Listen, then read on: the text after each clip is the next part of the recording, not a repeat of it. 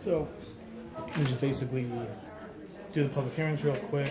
I did speak to John Hamm. No movement whatsoever from this guy on anything, so we're probably just going to have to go forward. And then, again, like you said, there will be some time in between, like the bidding process for the, What we're going to need to do, what we should do is send him a copy of the resolutions, Yeah. and see if he's going to do, because we don't want to put it out for bid. We have contractors come in, Yeah. he's already done the work. He's in the middle of doing the work. He's going to be a real mess.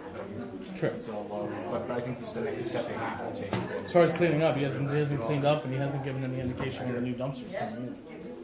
So it's kind of We'll adopt the resolutions, and then we'll mail them to him and say, well, this is what we're doing. Give him the say what they're saying. that'll be a good choice, really. It's not- Okay.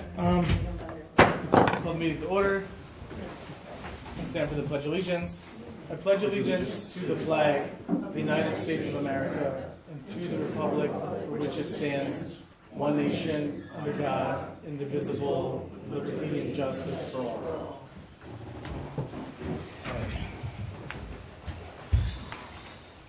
All right. So, first up, we have a public hearing on the proposed local law for police regulations to allow outside employment, outside of Cornwall PD, employment for part-time employees. Just let's open the public hearing and get any public comment that we might have on the proposed local law.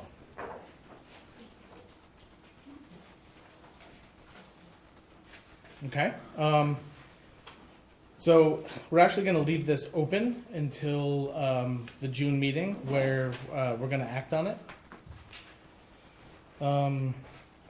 at the June meeting.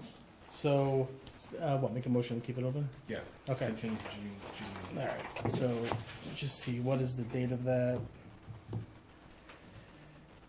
That is June 13th. So if I could get a motion to keep this open until the June 13th work session to allow, just to allow time on the board to just, and the public to just look at this a little bit longer.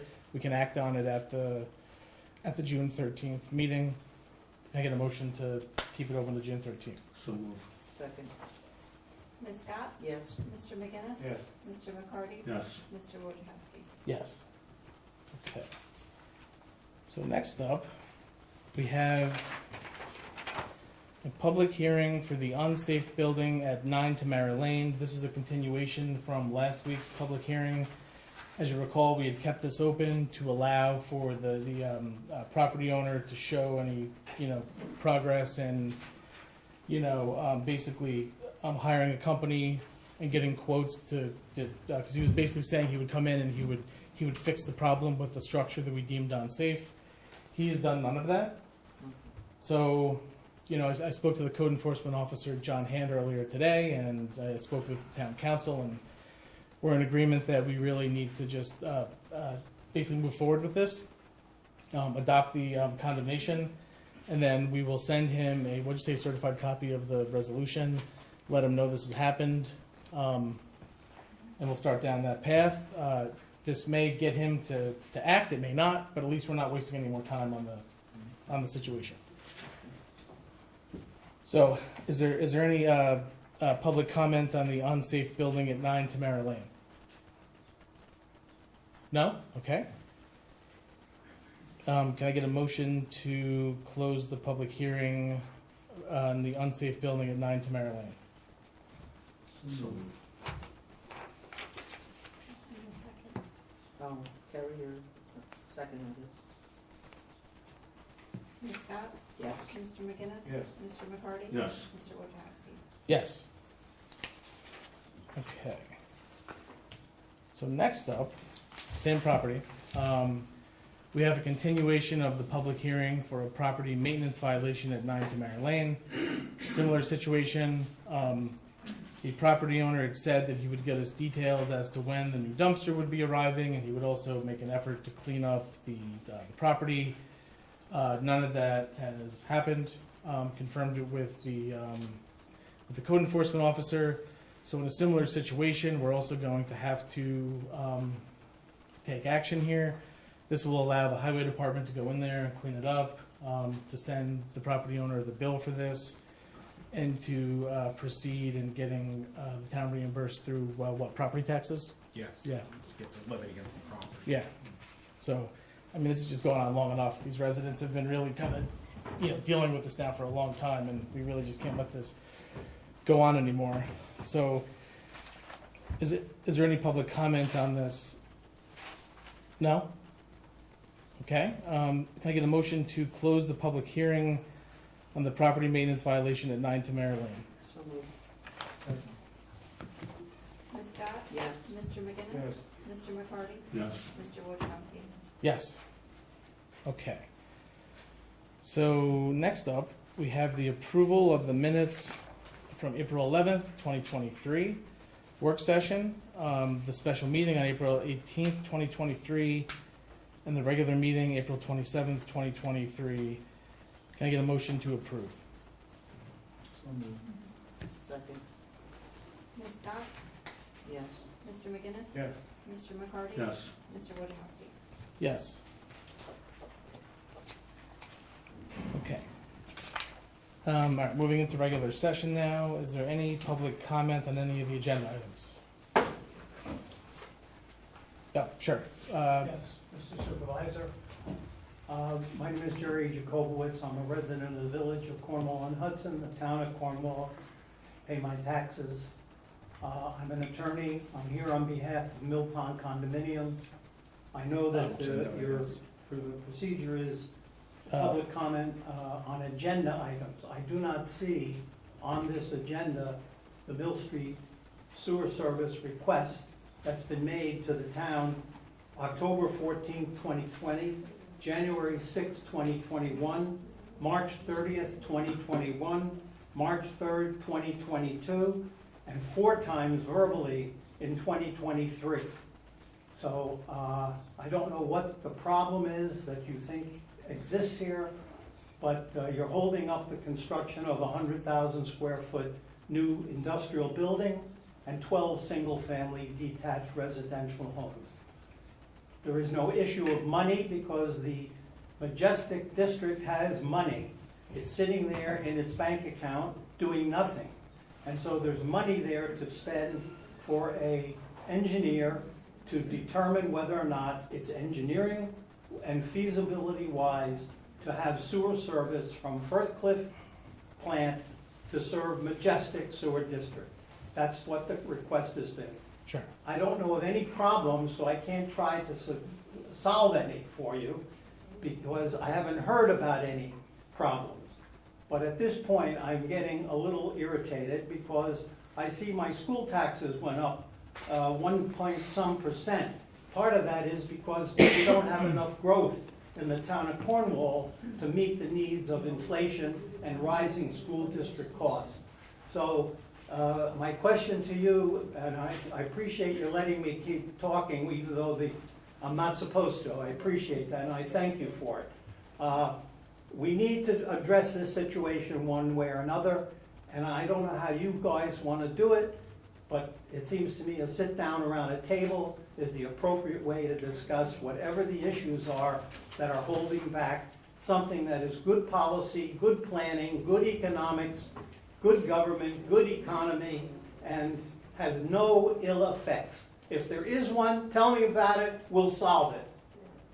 Okay, Jerry, so just, I think the town board we can probably respond to what you just said and, in the letter in the next, day or so. We'll certainly respond to your request. Right,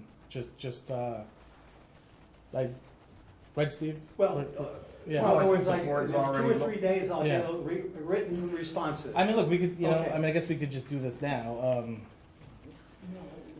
No. So, I mean, basically, I think the board pretty much, if we go around, it's pretty apparent that the board does not want to entertain this request. At least that's my understanding. So, I mean, that's if you need something in writing so that you're able to go back to the planning board, because you want to find another way to sewer the property. We can certainly provide you with a letter outlining, what I believe to be the board's stance is that they do not want to allow a connection between Majestic and First Cliff. Is that my understanding? There's been a decision made? Was there a vote? A motion made, second? Seeker compliance? Have you complied with seeker in order to deny this property owner sewer service? I don't think you have. And I don't know of a meeting at which you conducted, at which a motion was made, seconded, and adopted. So I don't know what the problem is, and you're all unwilling to voice and send me what your problem is so that we have a chance to solve it. Okay? Sir, I'll voice. I'm sorry. I'll voice something. I'll tell you this, is that, how about if you allow us to go into some closed session, discuss in a little bit more detail, because I'm not 100% familiar with what you're trying to say to us, to be honest with you. So I'd like to go in closed session and talk about it more under council, and then get back to you through a written letter within a couple of days. Is that satisfying? If you're going to give it a reasoned consideration, that's all any citizen can ask for, and it's appreciated. But silence is not appropriate. Right, and I apologize to you, it's my understanding, I know that our attorney has sent letters in the past, am I correct, Mr. Gower? That's true. Yes, he So- sent one letter, and I then responded I- to it in a letter that was 5 pages long, addressing each of his comments and concerns. Okay?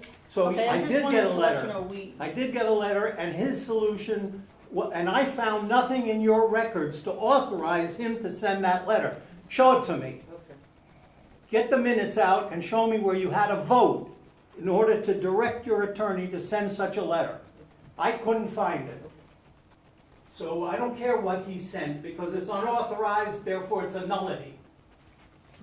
He only speaks for you. He doesn't speak for him, he speaks for you. And if to speak for you, he's got to have permission from you. And I don't see that you gave him that permission at an open meeting with a motion, a second, and a vote. Thank you very much, Mr. Wojciechowski. I'm going home and have my dessert now.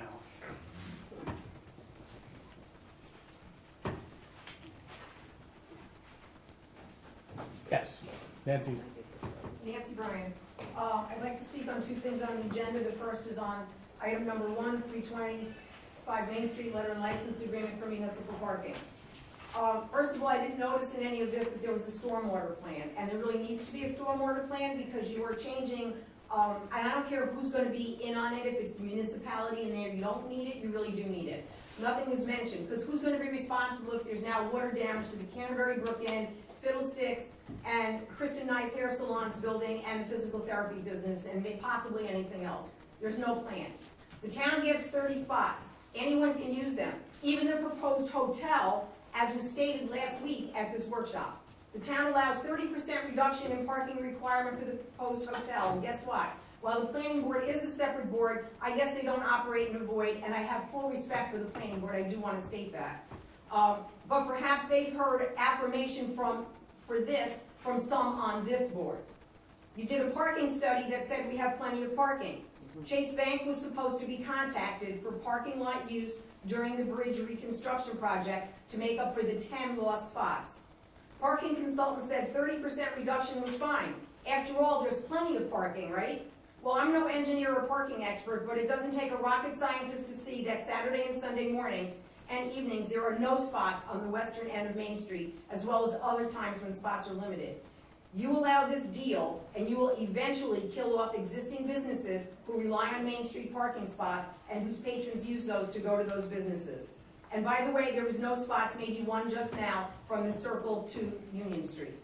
I find it very interesting that you are considering this deal with the developer of a project that hasn't disclosed what Plan B would be if they don't get their $2 million grant, or maybe they have, or maybe it doesn't matter, and with a developer that feels variances from parking to distance from buildings, as per New York State Fire Code, would be great. What else might be next? And then in regard to item number 8 on your agenda, fair housing resolution, I'm confused on this one, as I believe it wasn't discussed at the workshop last week. It says sample. It also says urban. And then I'd like to know, since when did Cornwall become an urban center?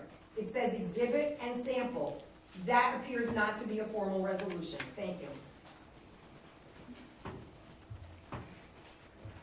Sure. So I am just the fair housing whenever you authorize the community development block grant application, you have to do fair housing. It is the law, so we have to pass this resolution. We do the same thing every year in and year out. If you go back and you look, we do the same. We pass the same resolution year in and year out. It is model language that we have to pass by law to submit a CDBG grant to the county, which we will be doing in June. So that is, we do it every year. You go back and look.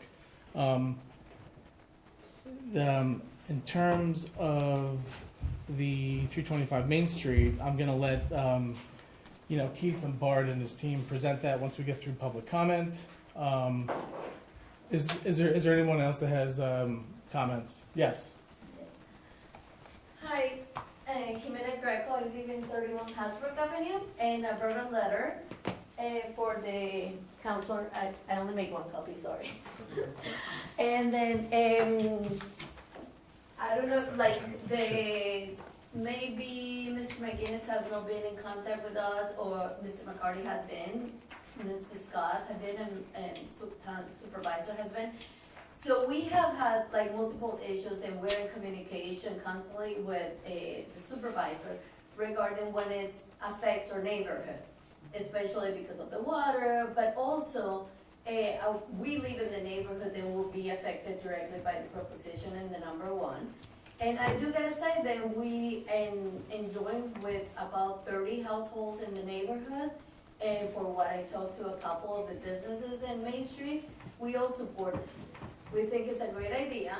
We are the one who gets the driveways blocked when there is an event in Main Street.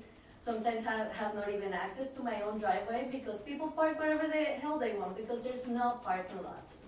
And then I do find interesting that people keep saying that there's no parking spots in Main Street.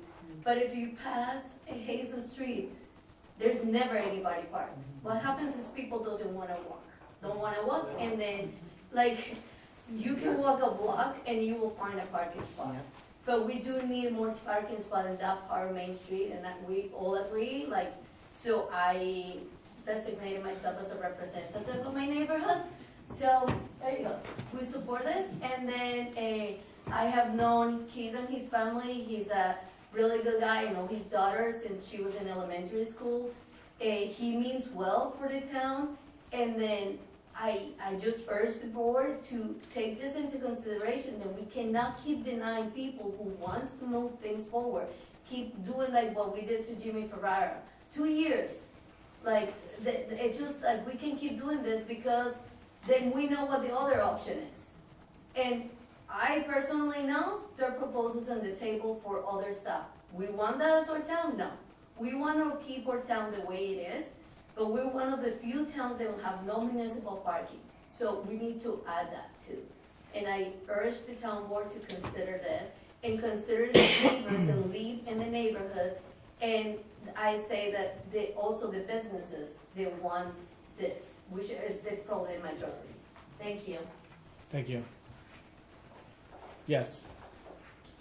Felicia Leginello Avenue. I too agree with we need parking on Main Street. And I know everyone keeps talking about, down towards Hazen Street, et cetera.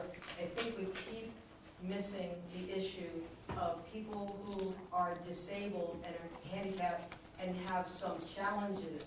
So for someone, if they're having a bad day, whether they use a cane, a walker, a rollator, or a wheelchair, for them to park, they're by themselves, for them to park in Hazen, down by Hazen Street, that area, because it's an open parking space, is not really accommodating them and isn't in line with the ADA. Thank you.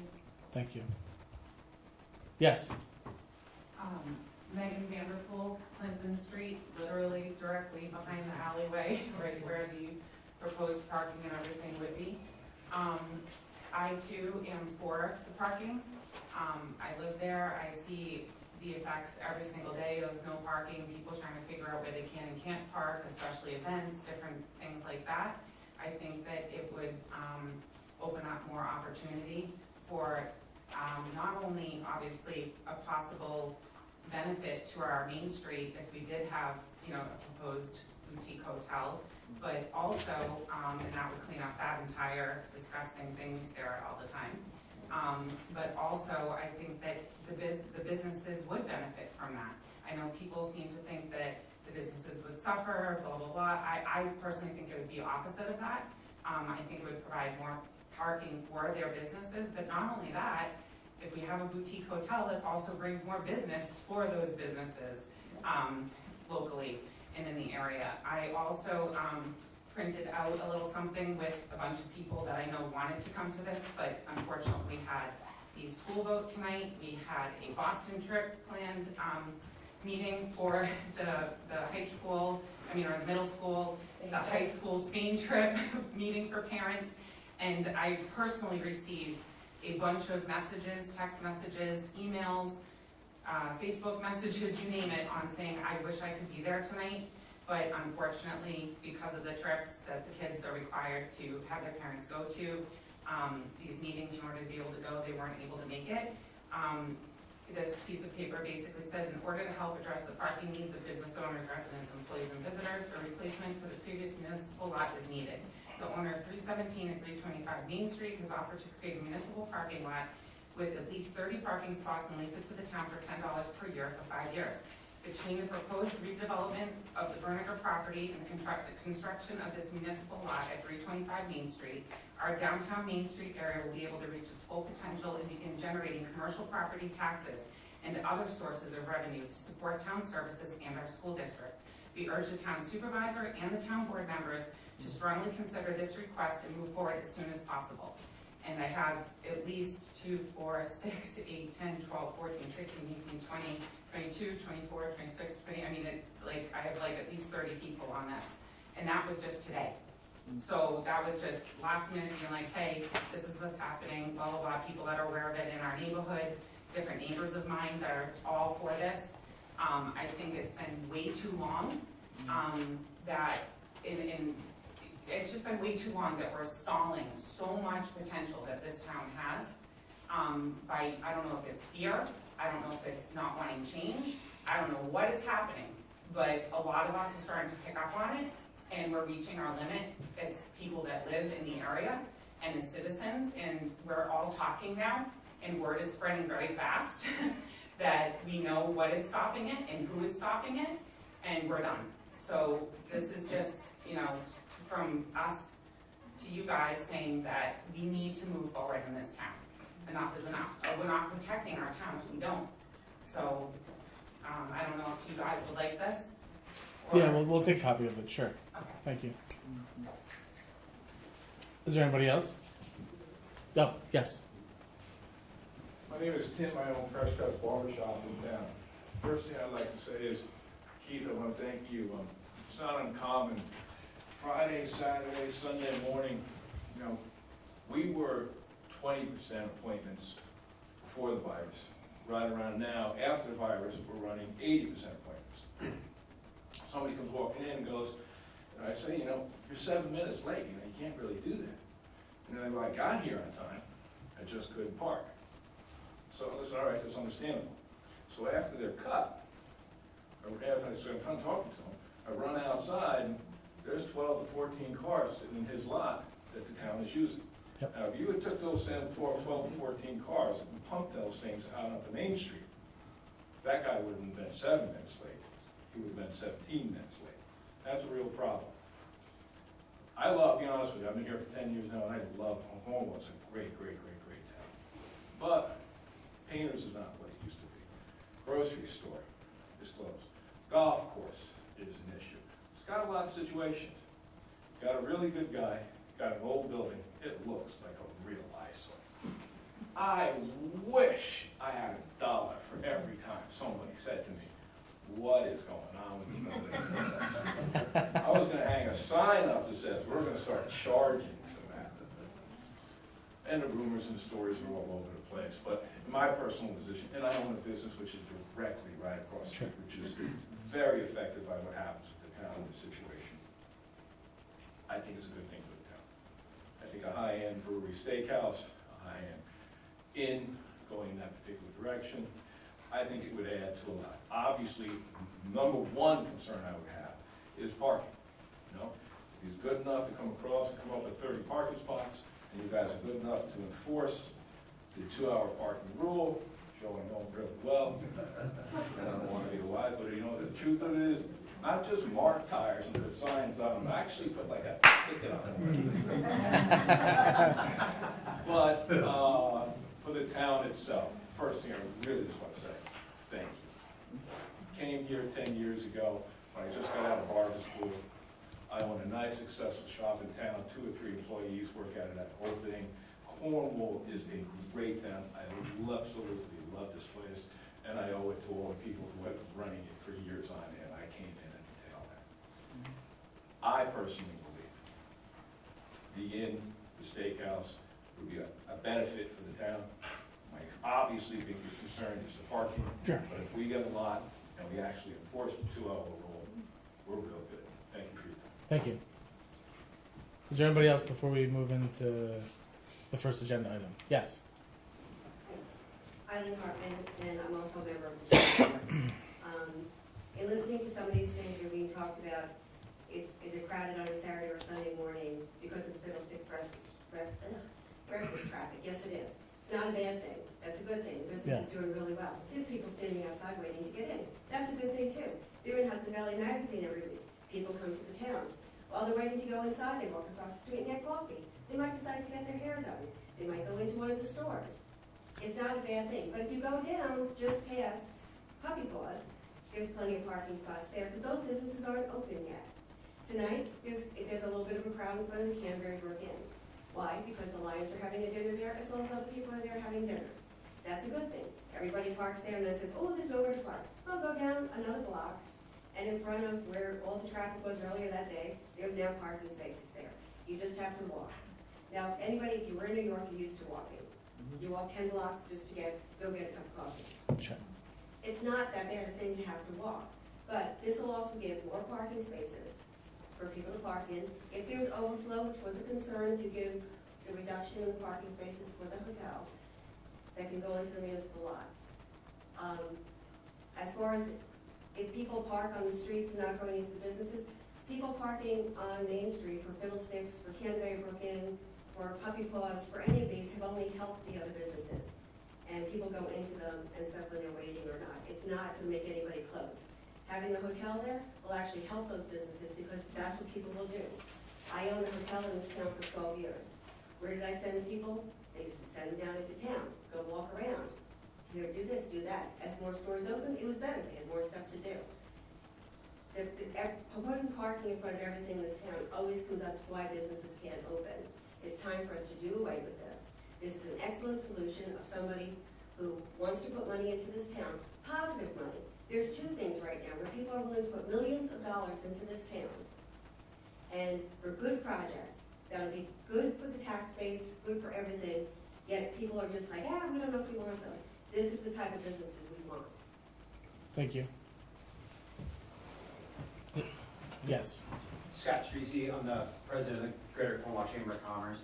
I want to comment on 2 items on the agenda. First is 325 Main Street, and number 6, the NEMA proposal. Before I get started, I want to just recognize and thank the town supervisor and the board, as well as your predecessors, because you all have difficult jobs, and they're very hard to do. And most of the time, you and your predecessors get it right. However, there's a history of missed opportunities of previous administrations, right? So we missed the opportunity to acquire the wells under the Bunt administration. We missed the opportunity to acquire NEMA and the golf course due to the board under the Randy Clark administration. And lastly, we missed the opportunity to renew the lease of the municipal parking lot under the Randazzo administration.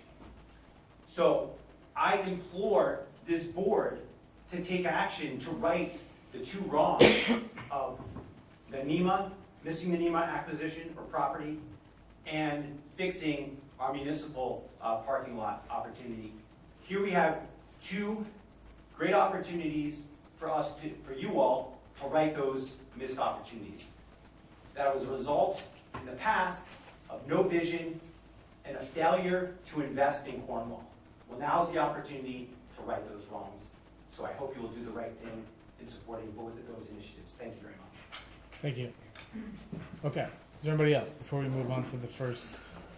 Yes. Renee Purcell, 6th Street, right across from the entrance or exit from Fiddlesticks and back there next to Megan Manhole. I'm just going to piggyback on what she said. I know everybody knows for the early voting by us, which everybody knows there is no parking for people when they come to early vote. So I would think that the municipal lot would also help with the early voting. And if people had parking, they would more likely stay in town and do something else when they come to vote, rather than try to get back to their cars because it's in the middle of the road, or they have to take turns driving around town because they can't. So that's what I say to that. Now, Thank you. Yes. I'm gonna piggyback on them as well. My name's Deb Phillips. I live on Maple Road, up the mountain by Storm King. So when I come into town, which is often, I drive, I park. I don't have a problem going up past Hazen. I like to walk, or I park by where they live and walk in. But I just wanted to be in full support of municipal parking, adding more spots to just invite more people to come and stay, not hover, run in. I feel like there's a great threat to this town when businesses start leaving. We are all parents of kids soon graduating. There's a lot of talk always, well, as soon as our kids graduate, we might leave. And then as soon as one little thing opens up, like the coffee merchant shop, it's like, oh, I think we want to stay. Let one little shop like that opening up makes us want to stay. And then just the more things like that happen, the more it's just inviting for all of us to stay, and just adding parking and making it easier for people to come and explore downtown is, well, like Megan said, we have a full list of people, and that's just from today that are in full support of this, so. Thank you. Yep. Is there anybody else? No. Okay. So Bart or Jay. I'm in support of parking. You want to get on the record, Bart? All right. So if you just stick the thumb drive, and that's actually a hard drive down there. There should be room to put in. Yep. Yeah. You see where it is? Yep, got it. Okay. Now. 5 minutes? No. My name is Bart Lansky. I'm at 28 Ridgeway, Purdy's, New York, 10578. I represent Two Girls, One Boy Holdings LLC, 325 Main Street LLC as well. So 317 Main, everybody knows is the former Berniker Dodge dealership. That's the subject of the planning board application, not necessarily the subject of this meeting here tonight. That planning board application is to build a hotel, 52 rooms, and to provide the parking for that hotel on 317 Main Street. We were here for a public hearing in January, mid-January, for Restore New York. And the town voted, this board voted, to apply for the Restore New York grant. We haven't heard anything about that grant. From my knowledge, nobody has. Nothing yet. And we talked about parking at that juncture on this separate lot on 325 Main Street and funding the development of the parking with some of that grant money.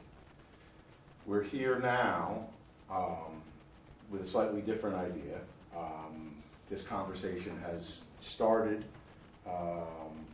with the desire for the town to have parking, and with our application to the planning board with a desire to have a fire lane and a modestly smaller application.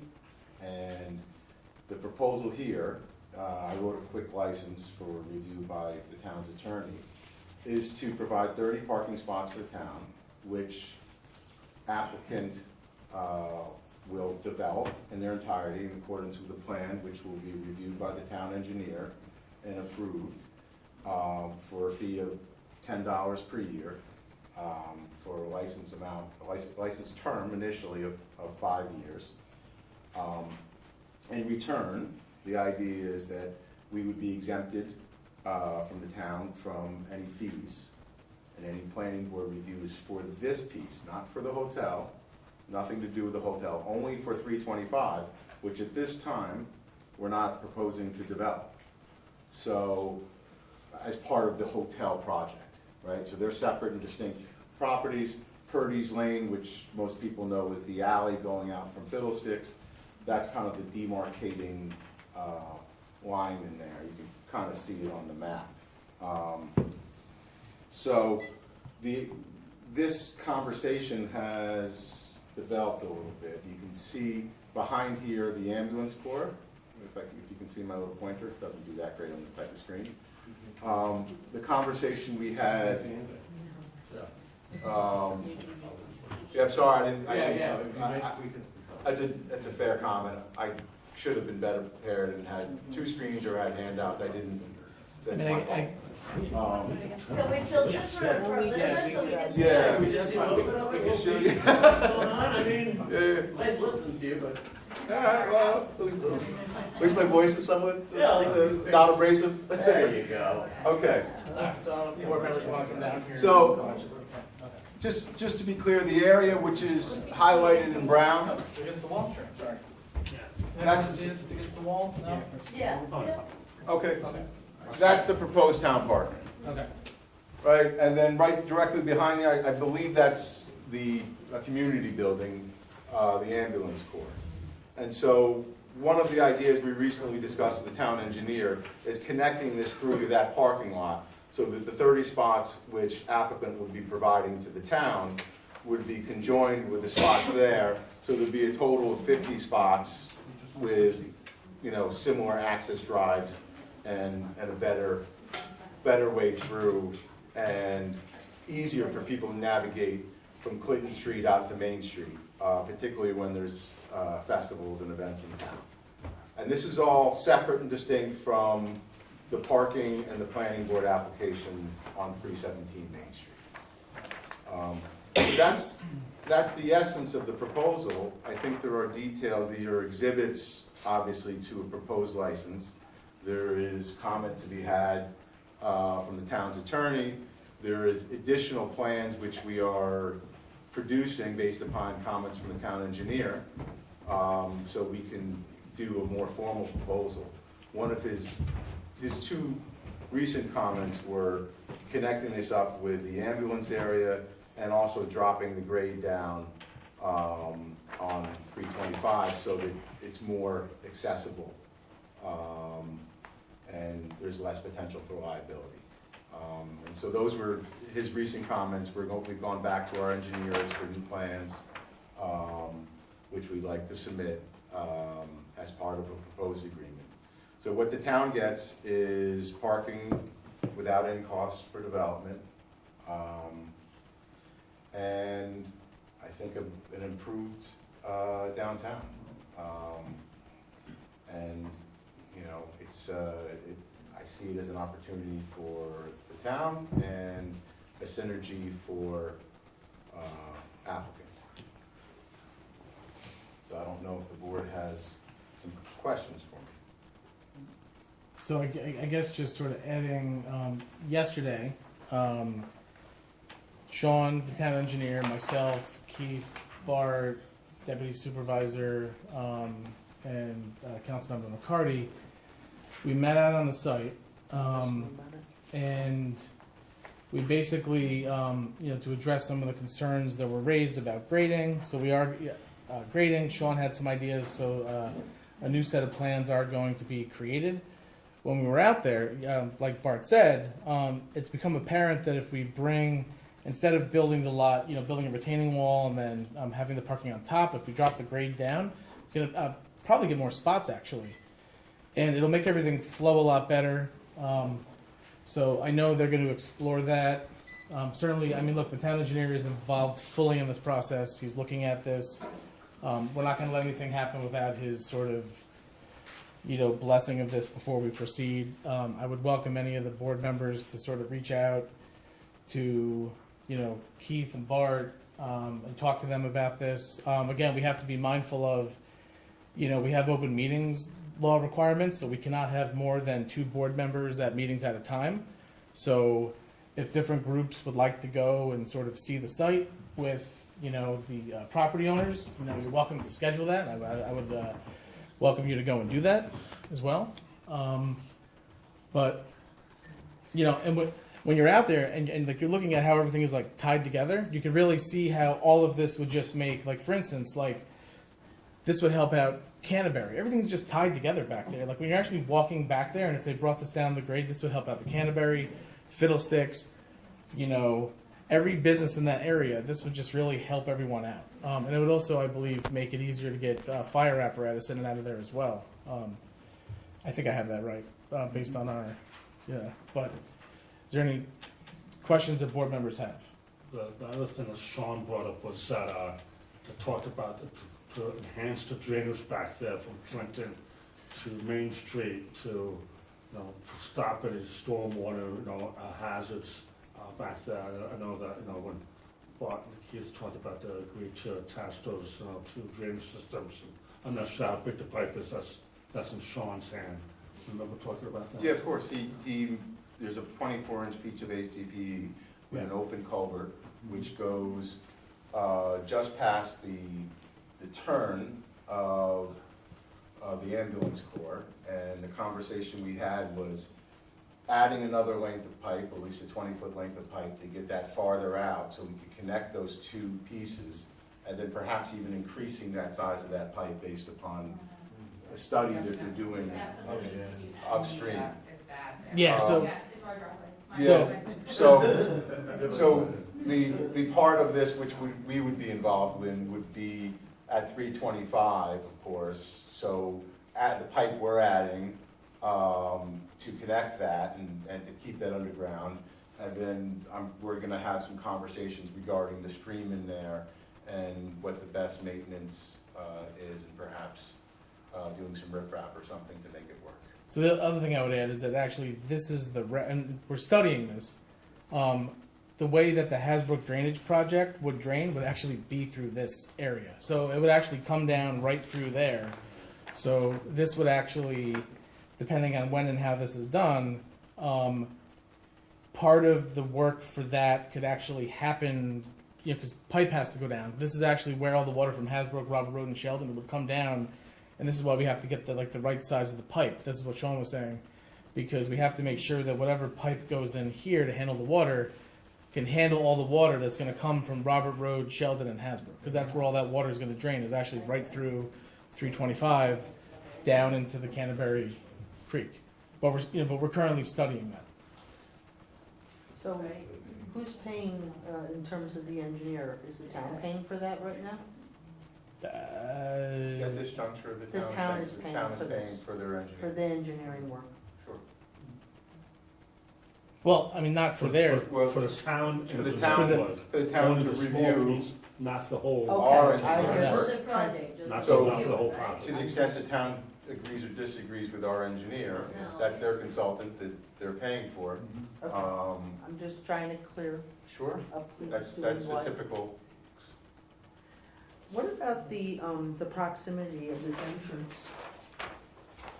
Right on the edge of this building?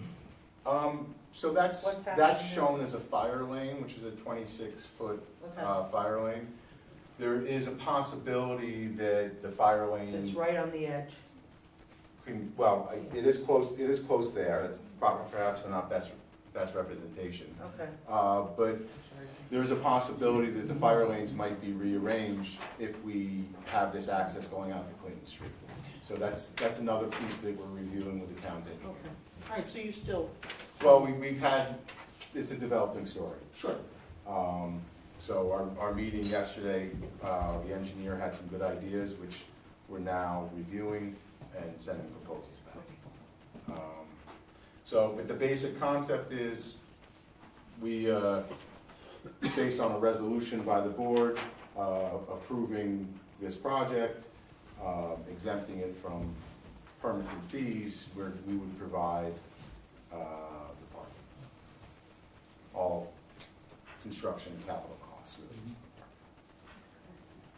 That's the concept. So Just to be clear Sure. on that, you're not really exempting them from permits and fees. No. What would happen is the town would be undertaking this project, they would be doing work on the project, but because the town is doing it, There wouldn't have to be any permitting, there wouldn't be any requirement for fees. It's the town's parking lot that you're building and licensing the town to use. Thank you for the clarification. With Well, stormwater, otherwise, there's an issue of you gifting people, you know, we don't wanna go there. So this is the way to handle it. Fair enough. that also, if the town does this, is the town exempt from any kind of stormwater management? No, you're gonna wanna make sure that the engineering on it is correct. You would not, however, go before the planning board. It would be the town board who would approve the stormwater plan. It's your own plan.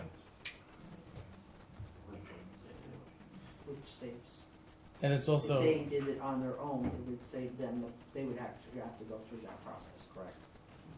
The I don't stormwater- understand. Yes, they would have to Yeah, go they through. would If have we to were go gonna through it. propose to build a 30-spot parking lot, we would Okay. certainly be subject to a number of things. But Okay, that I'm wouldn't just be trying to something understand the whole we picture. wouldn't, that's not something we would undertake unless we were providing town.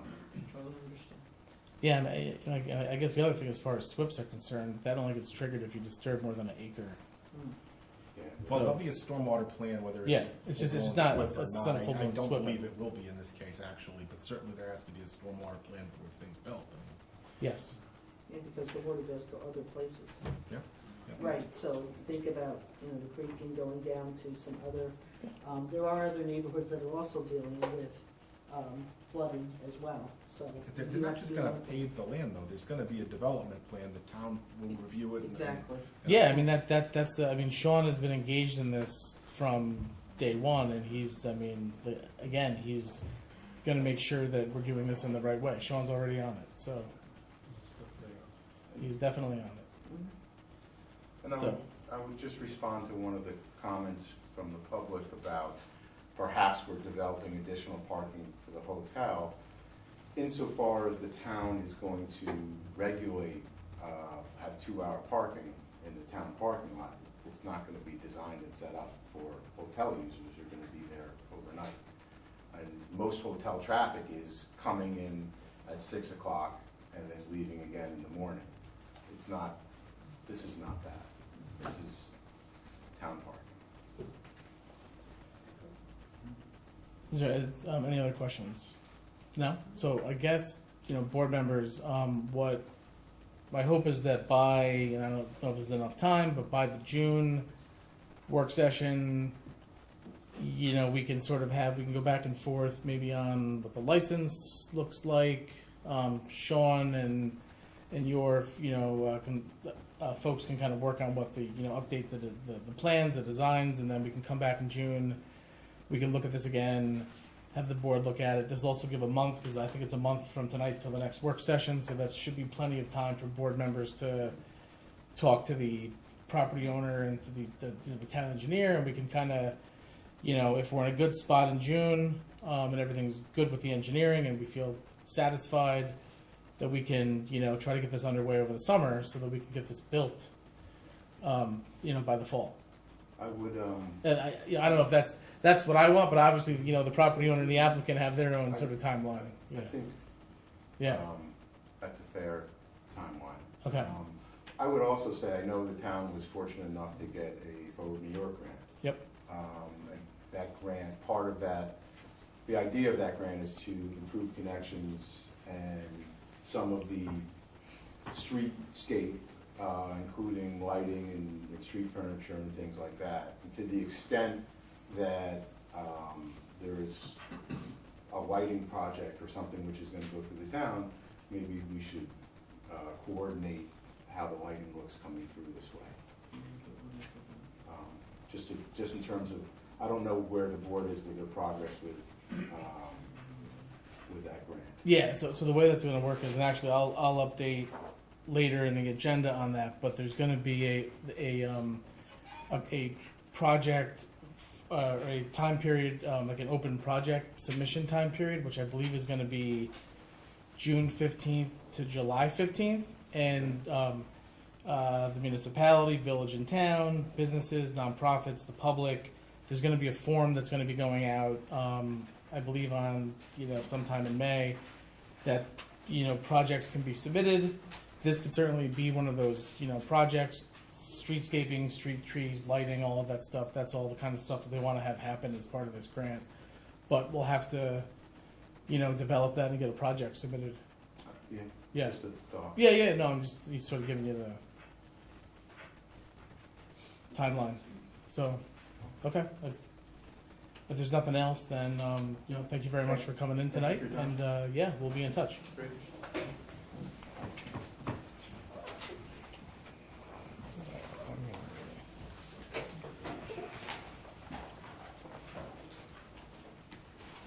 Okay, so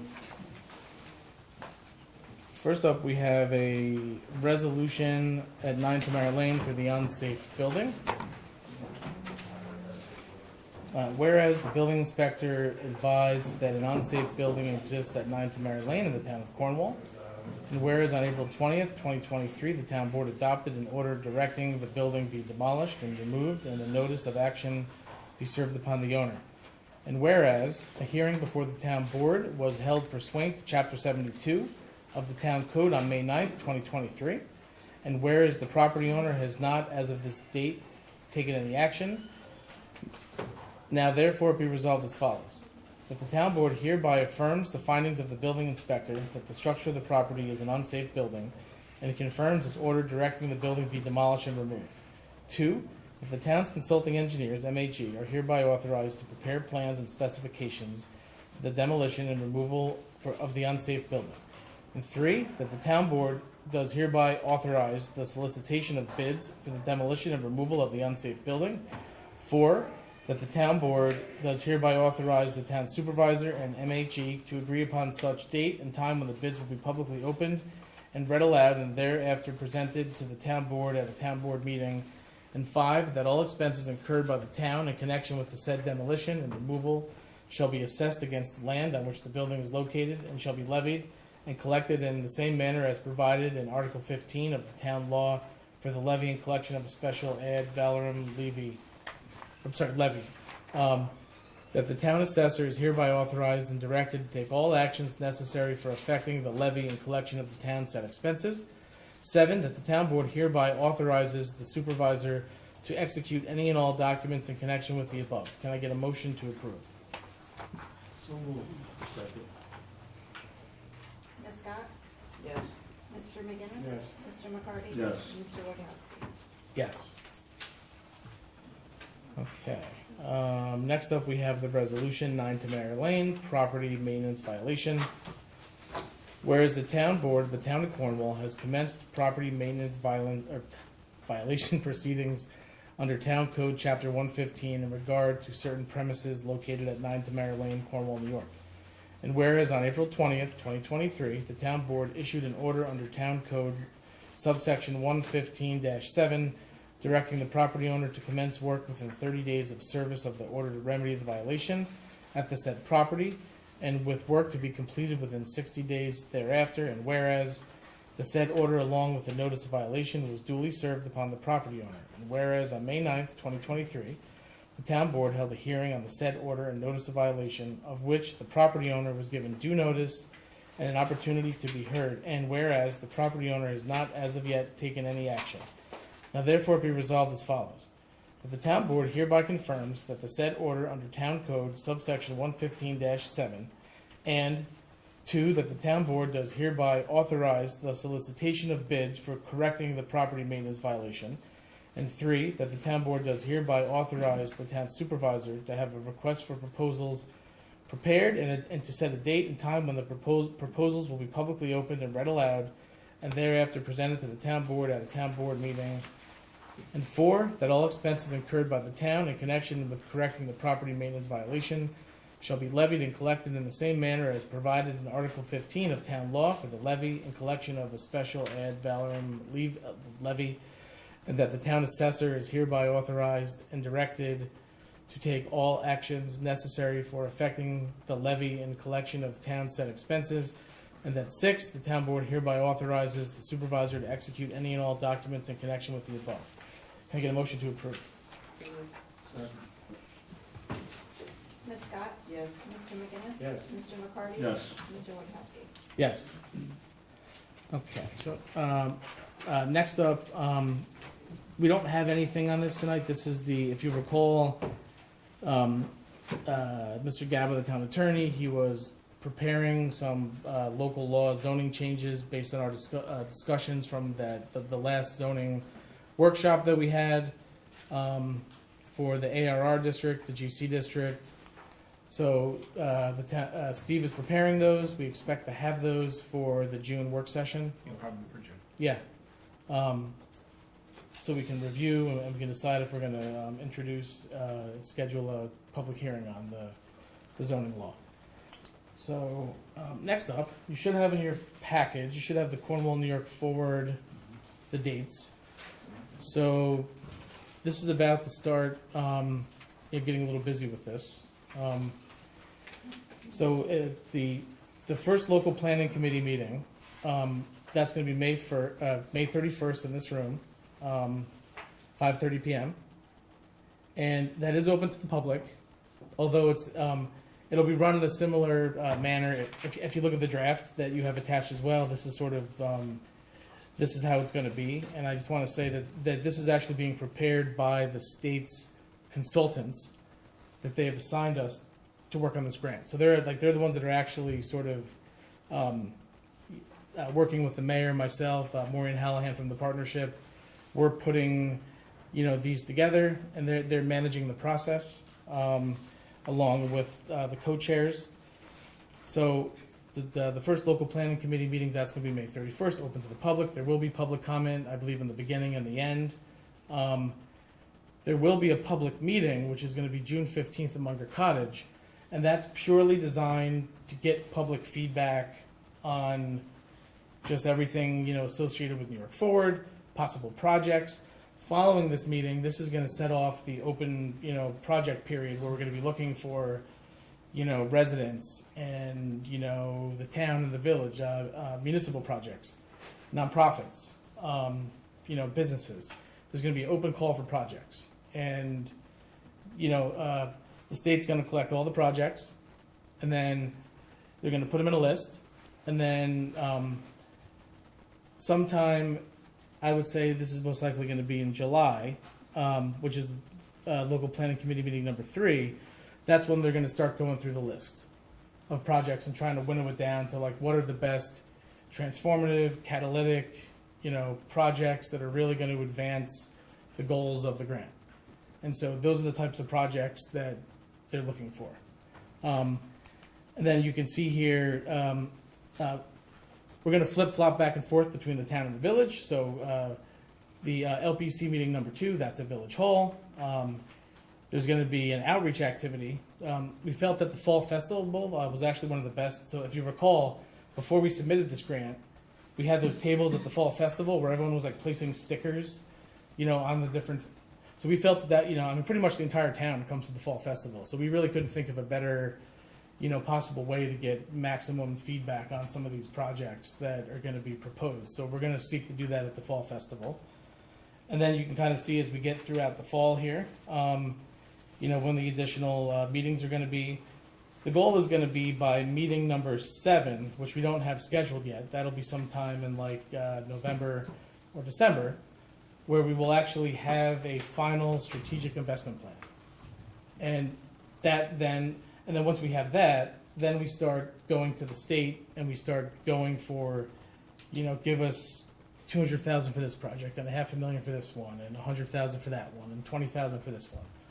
But it's going to be a pretty intense process over the next, from now through the end of the year, starting May 31st. And I would certainly welcome, board members to, certainly, come to the local planning committee meetings. I guess we'll have to figure out how to deal with the open meetings. It's a meat issue. So we're going to have, I don't know if but look, the mayor and I are on the. You can notice them. Yeah. There's a way around. Yeah. So we'll have to figure that out because I imagine most of the board members are going to want to go to these. And we're certainly going to want the public to participate as well. It's really important throughout the process. They really want the public to participate. So we're going to be looking for that. Is there any questions? No? Okay. All right, so next up we have NEMA proposals for appraisal of real property.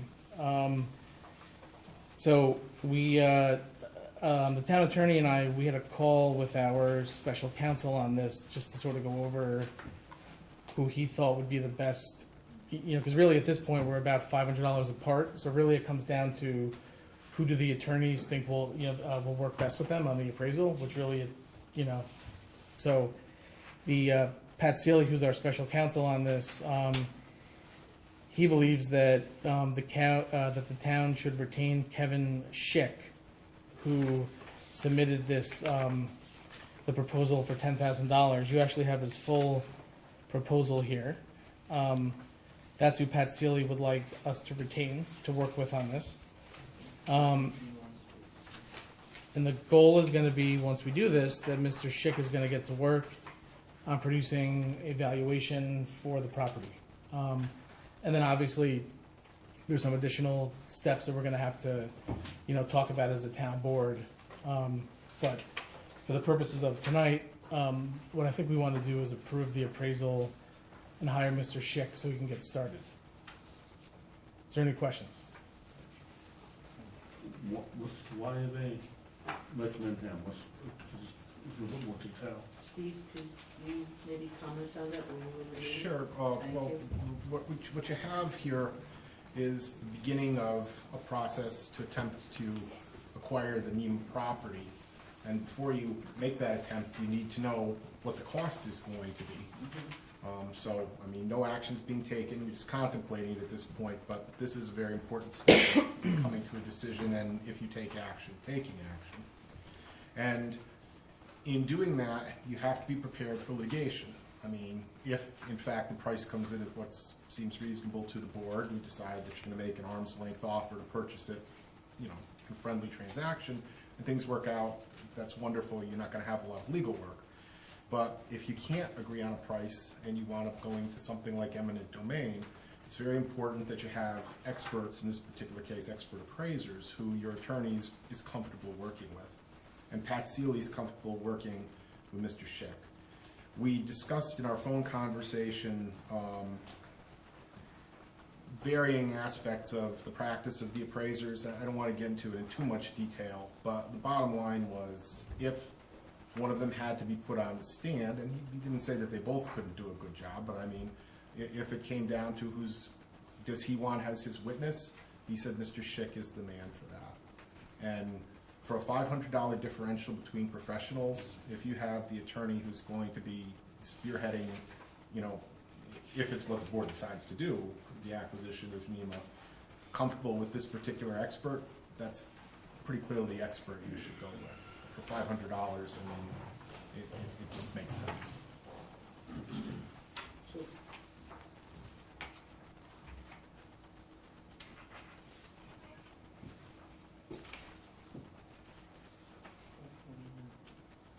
So I think what the board might want to consider at this point would be a motion to retain Mr. Schick to do the appraisal.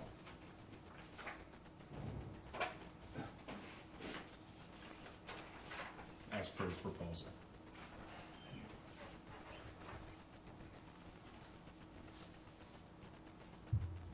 I'll make that motion. Okay. I'll second. so do we have to word it a certain way, or? You just say you have the proposal here, it's $10,000 for the appraisal, it's all pretty straightforward.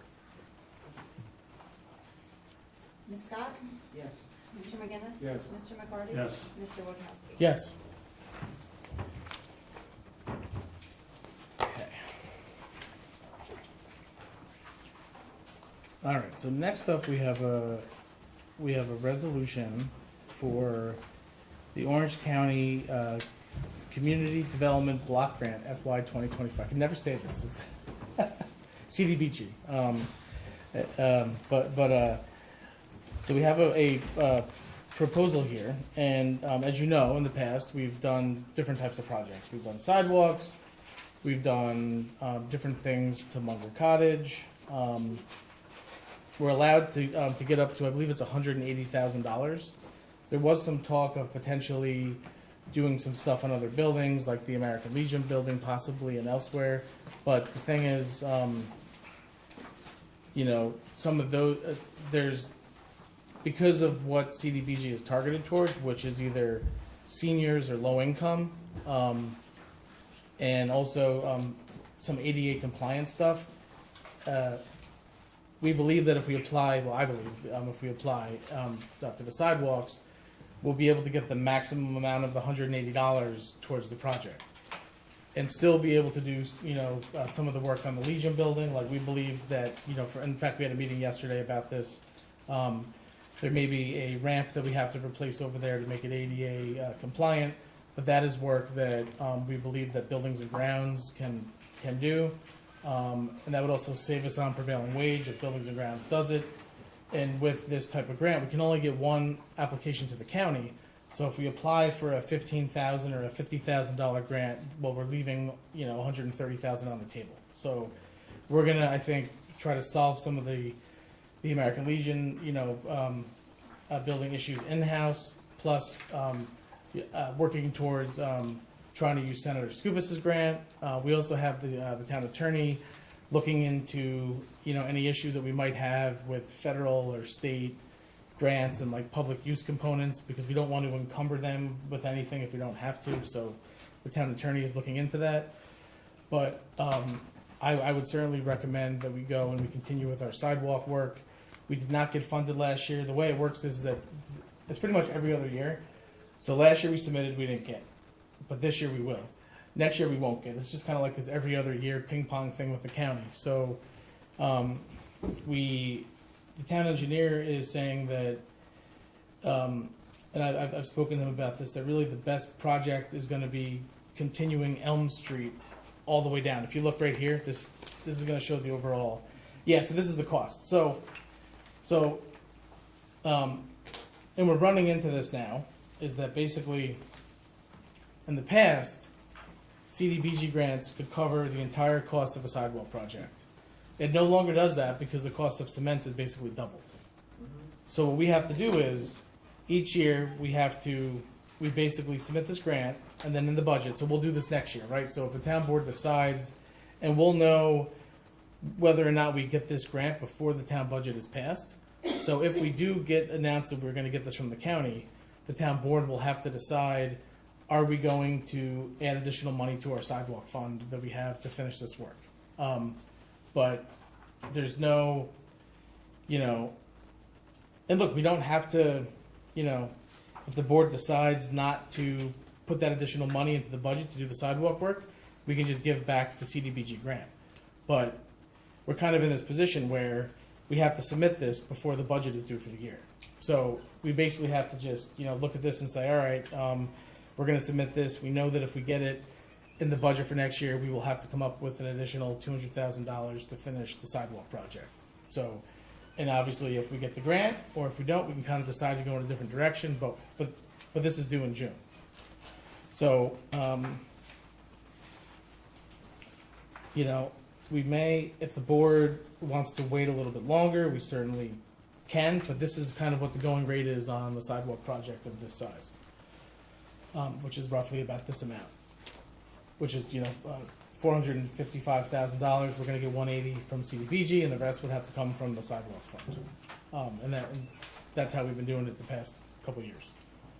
It seems very straightforward, so. It's just more we have to decide to basically allocate that money in the budget. So, or try to find additional grant dollars to pay for the difference. So, I'll kind of leave it up to you. I don't know what your. Are there any deadlines? Yeah. So this has to be. I have it. I believe this is. The deadline for submittal is June 23rd. So. You mean next month? Yes. Yeah. So typically what we do is we typically do this the month before, but if the board wants more time, I mean we could schedule a special meeting. We've already had the required hearing on this, so at this point it's just a matter of whether or not we're going to decide to submit this particular project. So if the board needs more time, when do we meet next? What is that? The 5th? June 13th. Yeah. So I mean, look, certainly we could, I guess what I would ask is for the board, if they don't want to act on this tonight, on approving the submission, look at it, think about it, talk to me, but let's give Sean enough time so that we're not just telling him on the 13th that we're going to go for this and then they got to prepare all the documents. Awful tight. Let me say this to you. this is a generic approval. It doesn't particularly say what project it is you're applying for. If you adopt the resolution now, if you come to an understanding, hey, I'm okay with sidewalks, McGuey Hauser Etzel can, MHE, can prepare for you. It makes more sense because you're just finishing the work in that same neighborhood, then you just do. I'm not saying it's not a Work that bad you did project, last I year? think it's a good project, but Yeah. that's not for me to say, it's for you guys to say.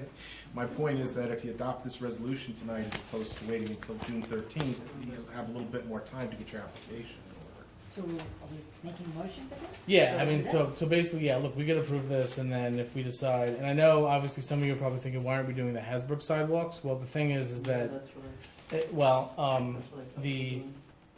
well, we don't exactly know the timing of when that's going to be done. So we think that you know, the sidewalks are the last thing that's going to happen, and there's like a strict deadline with like the CDBG. Like you actually have to finish it. So for instance, if we get awarded this year, the sidewalks will have to be done by August of 2024. A lot of drainage there coming. Yeah, and so we don't know. I mean, look, even if let's say we start this in the fall, we finish it in this by June of next year, like the complete Hasbrook drainage thing. Well, what if there's a delay, and then we miss the deadline and we have to give the 180 back to the county. Yeah. So that's why I don't really want to do Hasbrook. Like I would rather do Hasbrook after,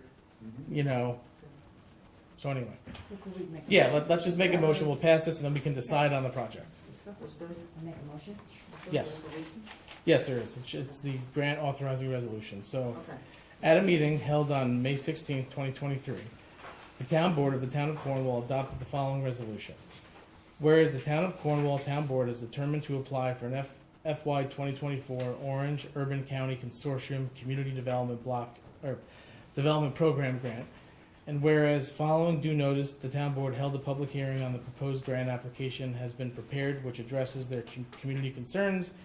Whereas it is necessary for the town board to adopt the resolution formally authorizing the town supervisor to submit the grant application and retaining the town's consulting engineers to prepare and file the application. Now therefore be resolved as follows. That the town board of the town of Cornwall hereby authorizes submitting its application for consideration under FY 2024 Orange Urban County Consortium Community Development Program. That the town supervisor is hereby authorized to sign the application on behalf of the town. The town board certifies that it has read and understood the Orange Urban County Consortium Community Development Guidelines for FY 2024 program year and has met all of the applicable requirements, and that information contained in this application is accurate and to the best of the board's knowledge. 4, that if awarded the CDBG funds, the town of Cornwall shall implement the activities in the manner to ensure compliance with all applicable federal, state, and local laws and regulations. That the town board does hereby retain and authorize the firm of MHE Engineering DPC to prepare and submit an application for a grant under FY 2024 Orange Urban County Consortium Community Development Program. Wow, that's a long. Can I get a motion to approve? So moved. Second. Ms. Scott? Yes. Mr. McGinnis? Yeah. Mr. McCarty? Yes. Ms. Michael Rossi? Yes. Mr. Wojciechowski? Yes. Okay, let me see here. This is an awfully long resolution that. That was the fair housing. Yeah, and it's all boilerplate. The state requires you to use all this language in the resolution, and it's just basically, in favor of fair housing, you deplore any discrimination, you'll do what you can to avoid discrimination. So it might be a good idea to waive the reading. Sure, we can do That's a that. good idea. If everyone's okay with that. All right, can I get a motion to waive the reading of the fair housing resolution down to what now therefore be resolved? Yeah, that's it. So moved. Second. Ms. Scott? Yes. Mr. McGinnis? Yes. Mr. McCarty? Yes. Ms. Michael Rossi? Yes. Mr. Wojciechowski? Yes. Now therefore be resolved as follows. That within available resources, the town of Cornwall will assist all persons who felt that they have been discriminated against under one of the aforementioned categories to seek equity under federal and state laws by filing a complaint with the New York State Human Rights Law and the U.S. Department of Housing and Urban Development as appropriate. And be it further resolved that the town of Cornwall shall publicize this resolution. Through this publicity shall cause owners of real estate, developers, and builders to become aware of their respective responsibilities and rights under the federal fair housing law, the New York State Human Rights Law, and any local laws or ordinances. Be it further resolved that the town of Cornwall will at a minimum include but not be limited to one, printing and publicizing this resolution, a fair housing public notice, and other applicable fair housing information through local media, community contacts, and the placement on the town of Cornwall website and other social media. 2, distribution of posters, flyers, and any other means which will bring to the attention of those affected the knowledge of their respective responsibilities and the rights concerning equal opportunity in housing. Can I get a motion to approve? So moved. Ms. Scott? Yes. Mr. McGinnis? Mr. McCarty? Yes. Ms. Michael Rossi? Yes. Mr. Wojciechowski? Yes. All right, next up, we have the resolution Stop DWI intermunicipal agreement. We do this every year. So whereas the County of Orange, on behalf of its Department of Emergency Services, has presented the 2023 Stop DWI intermunicipal agreement between the county and the town of Cornwall, and whereas it is in the best interest of the town to enter into the agreement with the county, now therefore be resolved as follows. That the town board hereby agrees to enter into the Annex 2023 Stop DWI intermunicipal agreement between the county and the town. 2, that the town board hereby authorizes the supervisor to execute the agreement and forward the same to the County of Orange. Can I get a motion to approve? So moved. Ms. Scott? Yes. Mr. McGinnis? Yes. Mr. McCarty? Yes. Ms. Michael Rossi? Yes. Mr. Wojciechowski? Yes. All right, so next up, we have the Continental Road Culvert change order. So, I apologize for this not being on last week's session. Let me just explain it real quick. I think, Tim, you probably know what this is about. I did this. I thought we already did this. No, this is different. The last one had to do with Materials. materials. Right. Yeah. This has to do with The installation. there was a wing wall, an extra wing wall. I shouldn't say extra, but when we were building the culvert, there was a wing wall that was supposed to go in, and when Argenio Brothers was doing the work, they exposed a gas line or a water main, and we could not install the wing wall, but it was already built, and it weighs like 60,000 pounds, and so A&R Concrete was storing this giant section of wing wall on their property, and they don't. They had no use for it. We had no use for it, and basically, the only way to move this is with the largest crane in Orange County. So there was no way to move it. So what typically happens in this situation, if we can't use it and we have no way to move it, they couldn't use it. The town then has them to basically destroy it, take it apart, and then get rid of it. So that is what had to happen. And there was also, so now this change order, this does not affect the town in any way because this is the FEMA money that's paying for this project. So all we're doing is basically adding an additional $11,000 or $11,200 to A&R Concrete's invoice, and then paying them from the FEMA dollars we got for the project. But that is no, we have not obtained the money. So what happens is that you can start applying for getting reimbursed when you have reached 80% of. We are somewhere between 80 and like 85, but there's before we can submit for final payment, we have to do this change order before we can close it out. So we actually can't even submit for payment until we finish this change order. Allows us to close it out, and then we can go and seek payment. So right now we're kind of waiting on this, and this is holding up like, I don't know, $1 million in funding. So That's correct. yes, They won't pay anything until you. I understand. Yeah. I feel it works. I'm just trying to understand how no one's responsible for this. Like, this is $11,000 just. Well, part of it, there was a boulder that was like subsurface. So I mean, unless you'd actually dug beforehand or done seismic, you couldn't know that was there. And I don't know what the deal was with the gas line, why they weren't aware of that, but.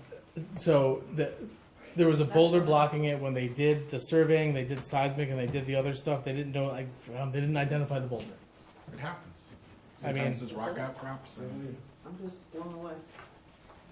I mean, That's all I'm just I've taken money, this is like $11,000 just. I mean, thankfully, it's not, I mean, look, obviously it It's not is, money. what's that? I know you'd say it's FEMA, but it is taxpayer dollars because people do pay. Sure, I mean, look, somebody has to pay for it, so it's either gonna be, I mean, and this is holding up our contract, so, I mean, from getting reimbursed, I'm not so. arguing with you, yeah. I'm just blown away by the fact that no one's I mean- responsible for. Often you have a project, a building project, anybody who's done construction could tell you, it almost never goes according to plan. You have these unexpected things that crop up, and that's why you have change orders. And that's what this was. They had the contract laid out for this big wing wall that was gonna be included. It turned out they couldn't use the big wing wall. So they got the project done anyway, it's gonna work just fine, but you still have the disposal costs for the wing wall. Right, So- because, all right, so, I'm just, because you're talking about disposing of this, like, who's breaking this?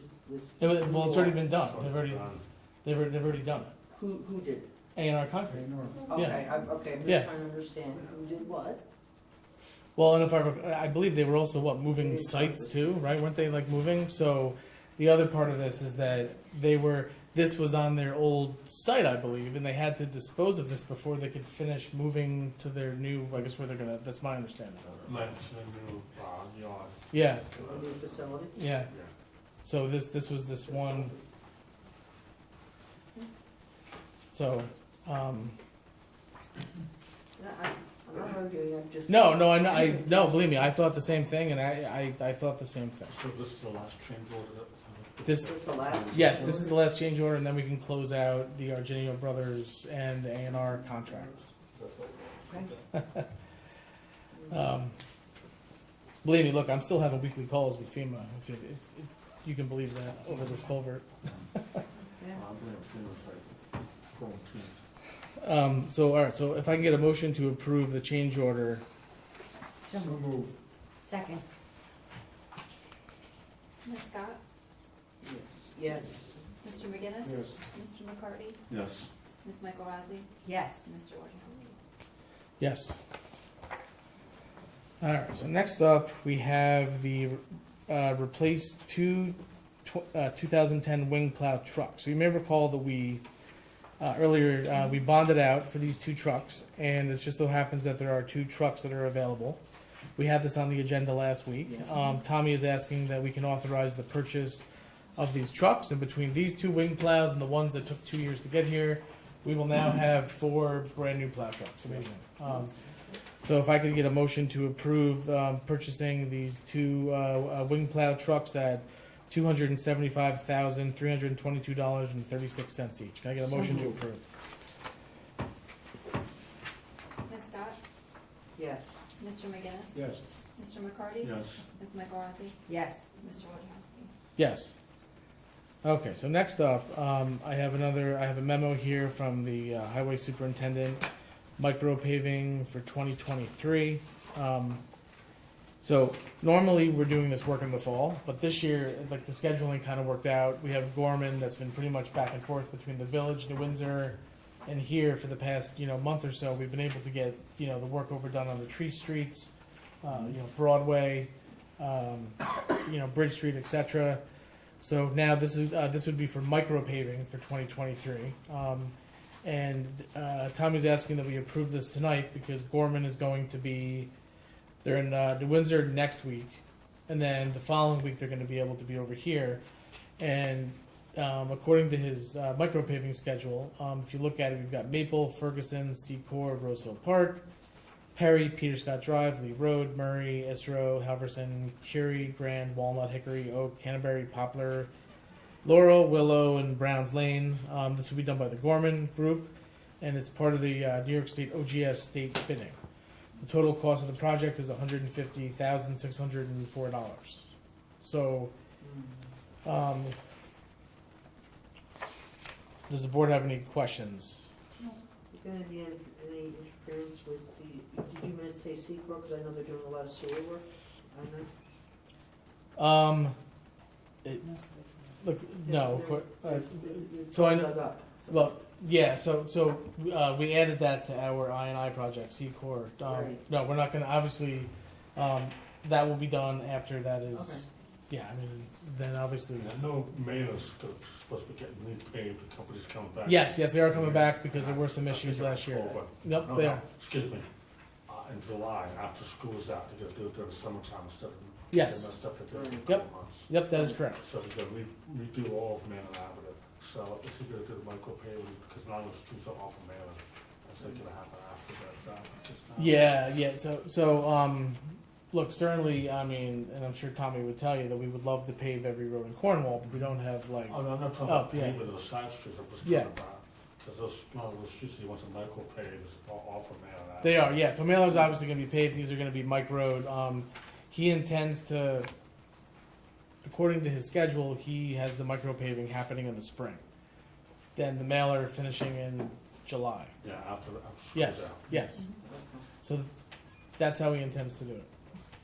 You're making a motion for. Yeah, I'd like to make a motion to approve this. So moved. Second. Ms. Scott? Yes. Mr. McGinnis? Yes. Mr. McCarty? Yes. Ms. Michael Rossi? Yes. Mr. Wojciechowski?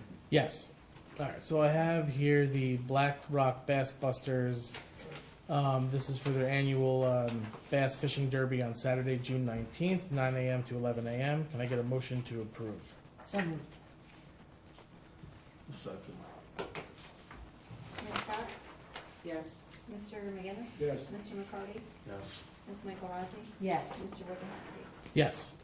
Next up, I have the highway superintendent is asking if he can have permission for the highway department to participate in the Touch a Truck that's held by Highland Engine on June 10th. Can I get a motion to? By Mountainville. Oh, sorry. Oh, gotcha. Sorry. Yep. Sorry, it's held by Mountainville at Highland Engine. So, thank you, Gary. Can I get a motion to approve? So moved. Second. Ms. Scott? Yes. Mr. McGinnis? Yes. Mr. McCarty? Yes. Ms. Michael Rossi? Yes. Mr. Wojciechowski? Yes. Okay. Now this one. Let me just explain this. So you are probably aware that there's Cornwall Dragon Day on Sunday. Yes. This is something new that the schools this is the Cornwall Athletic Association, and so this is something new they're doing this year. It's on Sunday, and as part of it, they wanted to do a 5K. But this was also my understanding is this was like high school students planning this and putting this whole thing together. It's a really good thing. What happened is that somehow, I guess, when they were submitting the original, permission for this, it didn't get sent to either myself or to the clerk, and so Jason Simo, who is the school's athletic director, he reached out to us. What was that? Late last week, right? And said, "Oh my God, they didn't get this to you. We know it's last minute. Can we do it?" It's basically a 5K race that they want to do. I know Chief Gephardt Chief Geppert's been in touch. We have the insurance. They filled out the form. When did it start? Where's the location? So, actually, I'll Originally, let. they wanted a whole bunch of different streets, right? Yeah. There was like a whole list of. In fact, maybe let Gephardt kind of explain this. So they're Yeah. do a lap at the Cornwall Middle School track in the rear, exit onto Lee Road, Mailer, Willow, Maple, some of the tree streets, and then back. Yeah. So basically, starting a school property and a school property. A lot of it's on the road. Now, instead of the run is on the road, but the start and finishes at school property. Yes, yeah. Yeah, basically, yeah. Yeah, and so obviously, there was some initial concern. Oh my God, all these roads have to be closed off. We don't have the police to be able to do this. Right now, they have somewhere between 15 and 40 runners. You believe that we're still safe to go ahead with this, right? As long as Well, I mean, the athletic director, Mr. Seaman's Yeah. been told we can't close roads with 10 days notice. I don't have the staff. He's gonna go ahead with it, I guess, and try to keep them on one side of the road and provide volunteers to direct it. I had one person coming in to help And cross so- them at Willow. But just 10 days notice to close that many streets, yeah, I mean, it was just basically impossible. So to get basically, it they're stopped. on their own. What? Yep. On Sunday? you say something? Yes. It's the 21st, Right. yeah. Right. So, I mean, obviously, we're gonna have We're not really involved except for an officer. an officer kind of following it along. Do what he can. Yeah, that's all we could do. Otherwise, we would have to. So It's basically a school event that they're running. yeah, it's basically a school event, and they're gonna have to. We're gonna do our best if the board decides that we're gonna let them, let them go ahead with this. I mean, I think look, honestly, they would probably do it either way. I would think they would probably have the kids on the sidewalks or whatever they're doing. I would think so. They're providing insurance. Yeah, of course, right here. Yep. So, I mean, We have everything. Yep, we have insurance. it's We have their the event, form. they're providing insurance. It's their event. We're helping the extent we can, but I mean, Yeah, it's on them to run it safely. Yeah, we don't have like 10 officers to. Right, so we're not really except for traffic Well, safety. I'm just Ginny, I making mean, sure- no, you're absolutely right. I just wanna mean, make sure we're it's doing the right thing. always frightening when you have people running on streets that aren't closed, whether it's Yeah, there's an accident or, God forbid, somebody's a malefactor. It's a very real concern. What you have to gauge is the 21st, under these circumstances, how real is that concern? And, Sure. if you think it's so great that you can't approve this, then you shouldn't approve it. Yeah. If you think it's acceptable, then, it's not ideal, but I think you can allow it to go forward without exposing the town to So, I mean, substantial. if Chief Gabbard, responsibility. you're comfortable with this, I'd like to hear, because you're dealing with it. The last time I spoke with him, he had 15 registered kids Okay, for the run. So, I mean, that's almost like something cross-country does. where they do daily. after school. Yeah. Okay, that makes sense. It'll be fine. It's not like it's like 1,000 people on the Yeah. road. I mean, it's yeah. And the roads are, I mean, other than Willow's the busiest road, Right. and they're just really crossing it. And it's on a Sunday too. So. All right, so are we making motion? Yeah, I mean, look, obviously, if 1,000 people show up, then I don't think we're going to let this go forward. But if right, I mean, I would think we'd have to. What do you, Steve? I mean, Well, you're granting the approval. It says number of participants 20 to 30. yeah, we kind of. I mean, we if have to it go with goes what they beyond say that, it's going to. Yeah, you have to kind of accept that as face value. If it was a mass gathering, I don't know how you'd shut it down, to be honest with you. But I just don't think that's going to happen, Josh. I'd be very surprised. I mean, it's Okay, a and the school dragon district 5K. kind of has to control this too. Well, yeah, no, it's their, Exactly. and they have volunteers, and the kids have been planning this, so I don't think we want to. But obviously we want to keep them safe. Yeah, I mean, I think we should go ahead. Yes. A little bit of background is that this was planned by the student council. Yeah. So they were very inexperienced on how to do Sure. the loop around the thing, and it's a great initiative. It is. No, I mean the fact that So- they planned it all. Yeah. I really don't think it might get bigger as years go by and they keep doing it, Yeah. but this is the first time they're doing it. I think it's a great thing. Okay. You should consider that too. It was done and organized, and the whole thing by the kids. Oh yeah. No, totally. It's absolutely a great thing. All right. So I think we should let them do it. I'll make the motion. Okay. Ms. Scott? Yes. Mr. McGinnis? Yes. Mr. McCarty? Yes. Ms. Michaelozzi? Yes. Mr. Wojciechowski? Yes.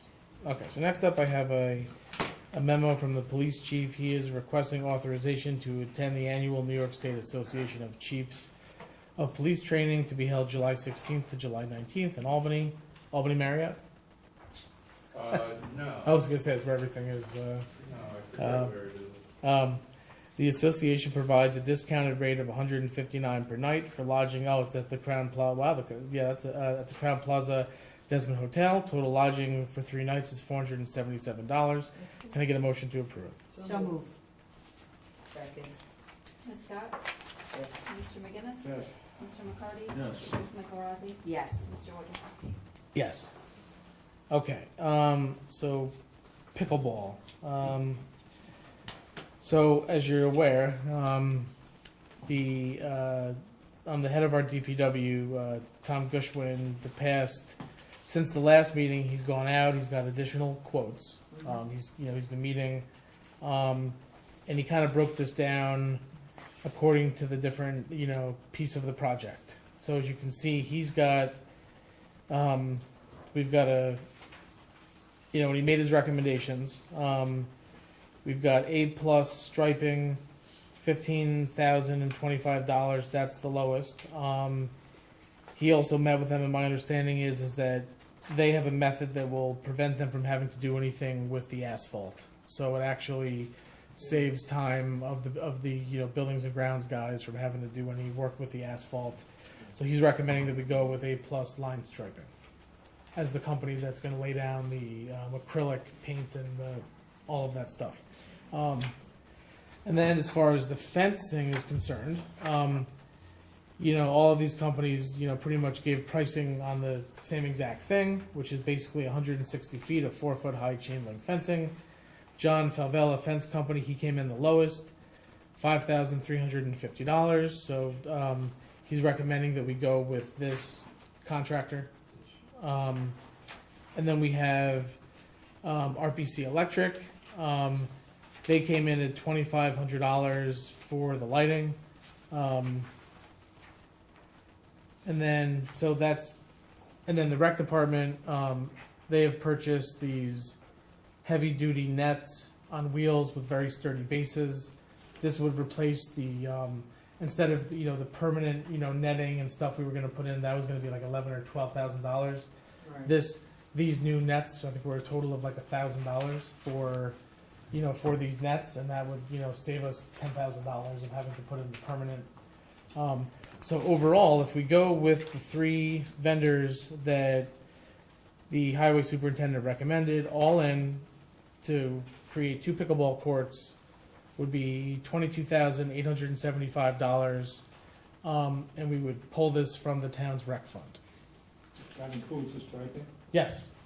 Yeah, it's actually, I looked at it online. It's actually, there's 3 colors. Yeah. So the outside's kind of like, I think it's like a blue, so it's like, I thought the green for the corner, and I'm like a more apple. It's actually pretty nice. And then the bond, and so they came in and actually grounded in black top. Water could possibly get underneath it and freeze and lift up and cause crack. And there's epoxy bond, and it's guaranteed not to do that. Josh, if you look at the Sport Tech, the one I represented from where I work actually, that includes the posts, permanent posts. So I just want to mention that. So that's including the 2 permanent posts and the netting. No, that was an additional 11,000. No, not with Sport Tech. No, I got this. I actually had the guy come and have a look at it. Unfortunately, we cannot go with these guys anymore because they're booked the whole. We just delayed it so much that he just texted me yesterday. He said, I cannot squeeze you guys in because you never got back to me. Yeah. And they also, Warwick actually has used the services of A-Line Plus, and it's pretty much comparable to what, that's the quote that's here. With the posts or without the posts? Without the posts. Okay, so we'll just go with Tommy's. Yeah, actually, quite frankly, they actually want to get started. They said they can get started like the first week in June. Yeah, sounds good. So we can actually have this like up in June. Mm-hmm. So then, all right. So if I could get a motion to approve A+ line striping for $15,025, So moved. and well, I'm going to add the rest in. John Falvella Fence Company for $5,350. And RPC Electric for $2,500. Can I get a motion to approve for the total of $22,875 coming from the town's rec fund? So moved. Second. Before we vote, which is fine, Posts. oh, Does that include posts? no, it's they're portable. We already have those. They have them already. We have them. Yeah, they've been ordered. I guess they were already ordered. So one of the things I do want to make sure, tonight before the meeting, I did notice the kids actually playing on those courts, the posts that are being proposed to be removed. So I saw little kids playing there. Basketball, you mean? Yes. So let me finish. One of the things I would like to see, and I've spoken to Tommy, I believe, Tim, you were there when I was discussing it, the existing basketball courts that are going to be now used. I definitely would like to see the post and the backboards actually replaced and reinforced, because when the kids shoot, the rim, the backboard, everything shakes. And I think it's something that's been neglected, and I think, if they're So- giving up basketball courts, I think the kids should get something out of this We too. can definitely talk about it. in more Yeah, sessions. I want to make sure, because the kids are giving up something too. So you're saying the The ones that are, ones on the other end? yes. Oh, yeah, no, I of just course, want to yeah, make sure that that's that fine. happens. Yeah, no, Tommy mentioned that to me, Phyllis mentioned that, Yes. so that, yeah, Okay. We'll look into it. we can certainly get the, I don't know what that's gonna cost, it's probably not much. It's not very much. Yeah. Okay, can I get Compared to the pickleball courts, Sure. it's not. I have one more question about Yes. the lights. It does not say what kind of, it does say LED lights. Are they gonna be poles? What kind of lights are we talking about here? The lights, $2,500. I believe it's just gonna be adding on additional lights onto the Lights that are poles the that existing poles that are already there. Yeah, but it's gonna be LED. LEDs. It's gonna be Right. LEDs. Parking lot, Yeah. parking lots. All right. The same thing, you have a Sounds touch good. point. Yeah, I'm sorry, I didn't mean it. Okay. so can I get a motion to approve? We did, Oh, so did we're I? already, Oh, we did, okay, we're sorry. already there. Yes. Okay. Mr. McGinnis? Yes. Mr. McCarty? Yes. Ms. Michael Rossi? Yes. Mr. Wojciechowski? Yes. Thank you.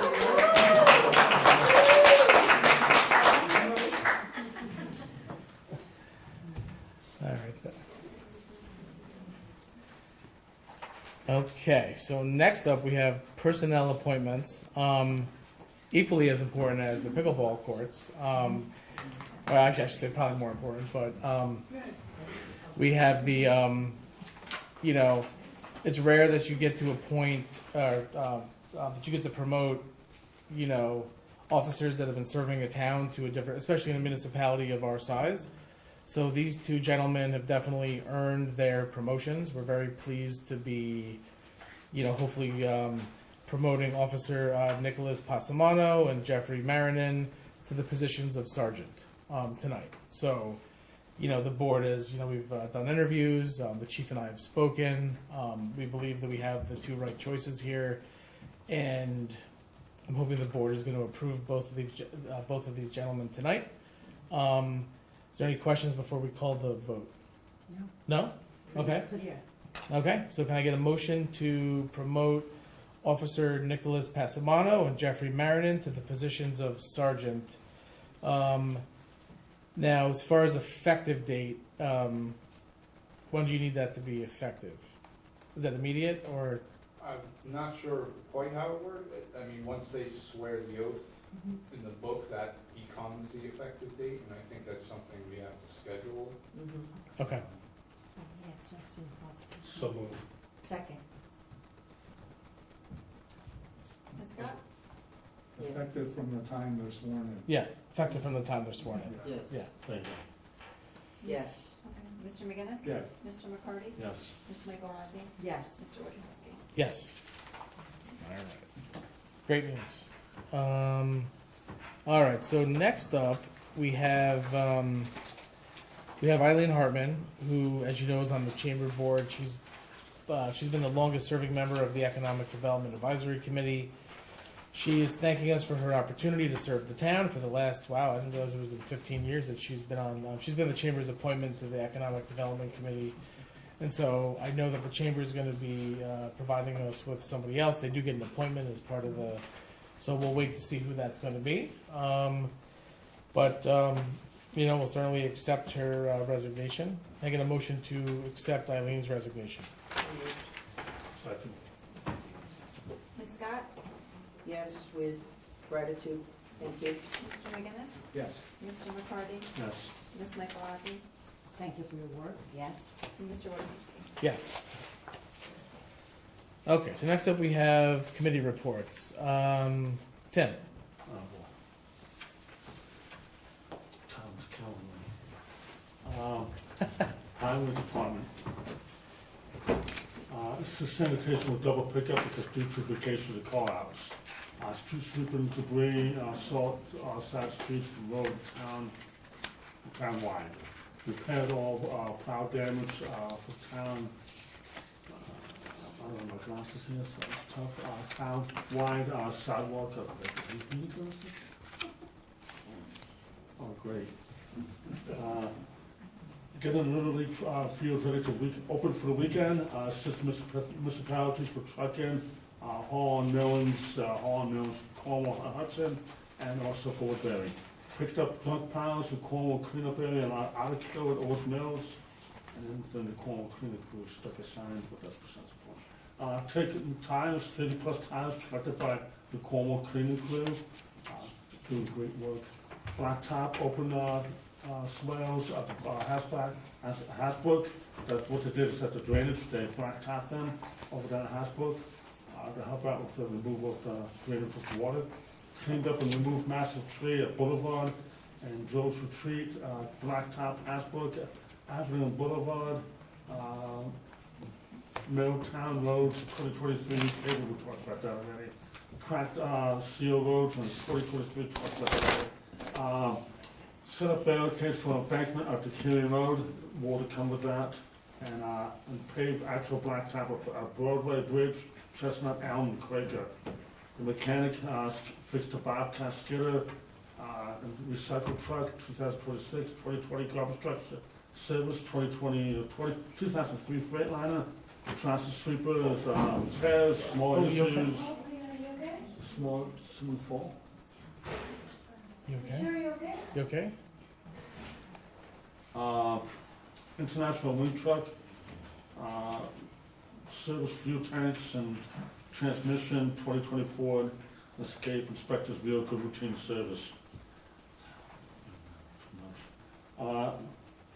First Cliff House Street maintenance, basically to replace the aerator, number 2, worked on side gates and grid channel, worked on new side gates and grid channel. TAN came and helped clean the chlorine contact tank in preparation for seasonal chlorine. Every day the same task of First Cliff above standards, clean skimmers, clean contact tank, exercise flushing, waste secondary sludge, and remove drags. The flow is actually phenomenal. I looked at these reports, and even with that heavy rain we had last month, because the flow is 0.075 milligrams per day. It's way below the limit, which is 1.2. Excuse me, 0.12. BOD is 2.2, and that limit is 30. Total suspended silence is 1, and again that's 30. The plants are working great. I mean, that's what I have to say. Because like, there's no issue. Even during that heavy rain, wasn't. Yeah, I mean, Camo does a great job. So. Cornwall Shore Road, basically the same thing about cleaning and the rags and debris, replacing shear pins and a quarter pump, and then cleaning out the booster pump, and tank came and did the same thing with the chlorine contact tank, cleaned out trickle filters, septic tank inspection at 72 hour, septic tank at Ors Mills 108, Ors Mills 180, excuse me. TAN did a monthly cleaning of trouble spots, collect the system. Again, the flow over there is also phenomenal. It's a little bit higher, obviously in Shore Road, because that's the main plant. And the BOD is a little bit higher, it's 10.3. And again, the limit is 30, and the suspension is 5.8. And that's due to that rain that we had back in the end of April, beginning of May. The end of April looks like. And anyway, so yeah, I mean, both these plants are working phenomenal. Wow, surprisingly, for how old they are. That's it. Okay. Thank you. Yeah, Roksha, do you have anything? Okay. Councilwoman Scott. Thank you. Okay. So, the Senior Advisory Committee, they met on April 24th, and one of the goals they had is they wanted to get more involved with the arts. So, a resident, Teresa DeSavio, she actually did an art PowerPoint presentation for the seniors. Betty Juergens last week did her historical tour again. This is their second one of Cornwall. and the seniors have really enjoyed that, so that's going to be a continuous event.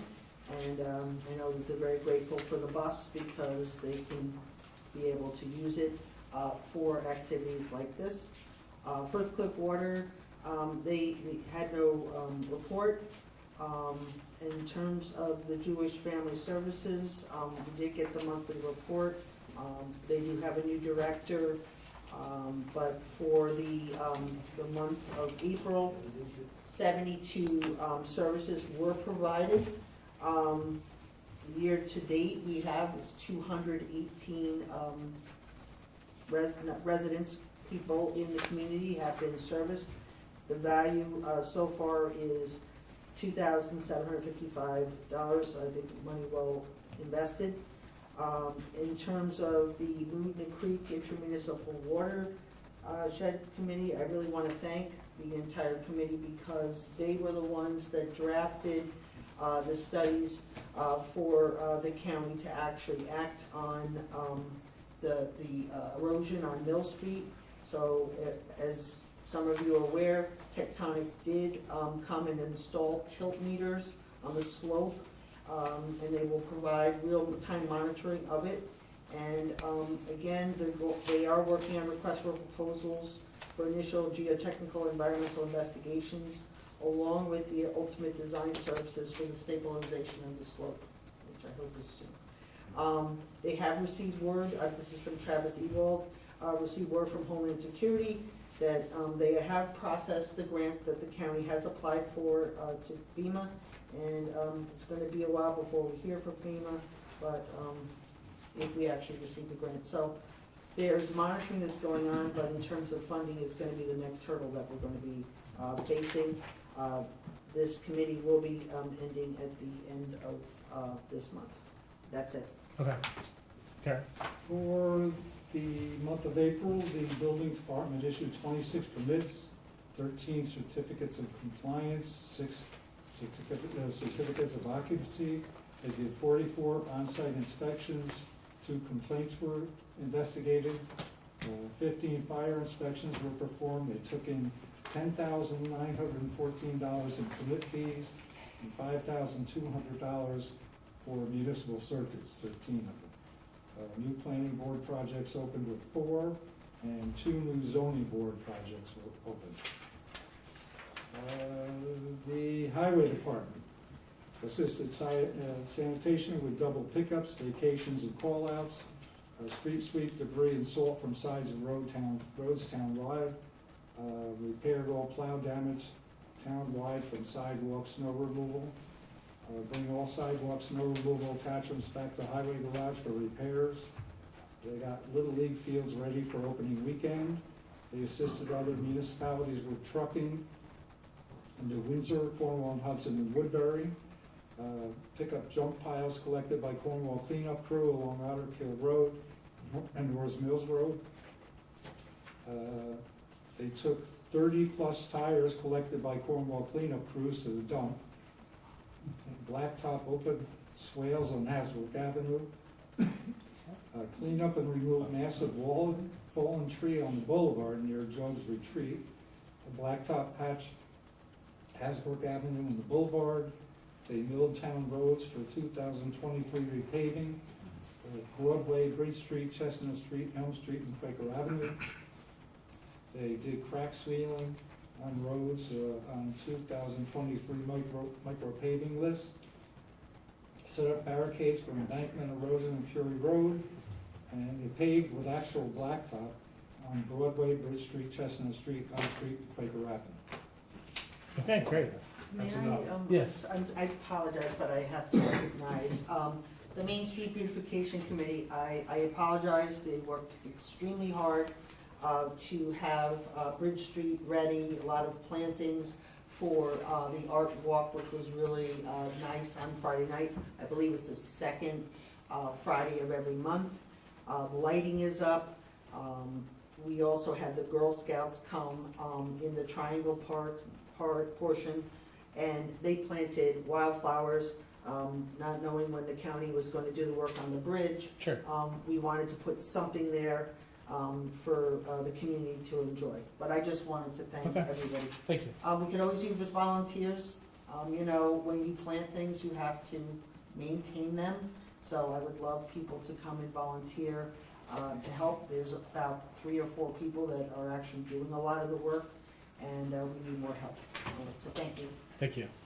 So I guess just sort of, you probably noticed yesterday that the sculpture was removed. So we basically next month, the sculptor Vivian Collins, who basically built that sculpture, she had wanted it removed to be maintained and powder coated.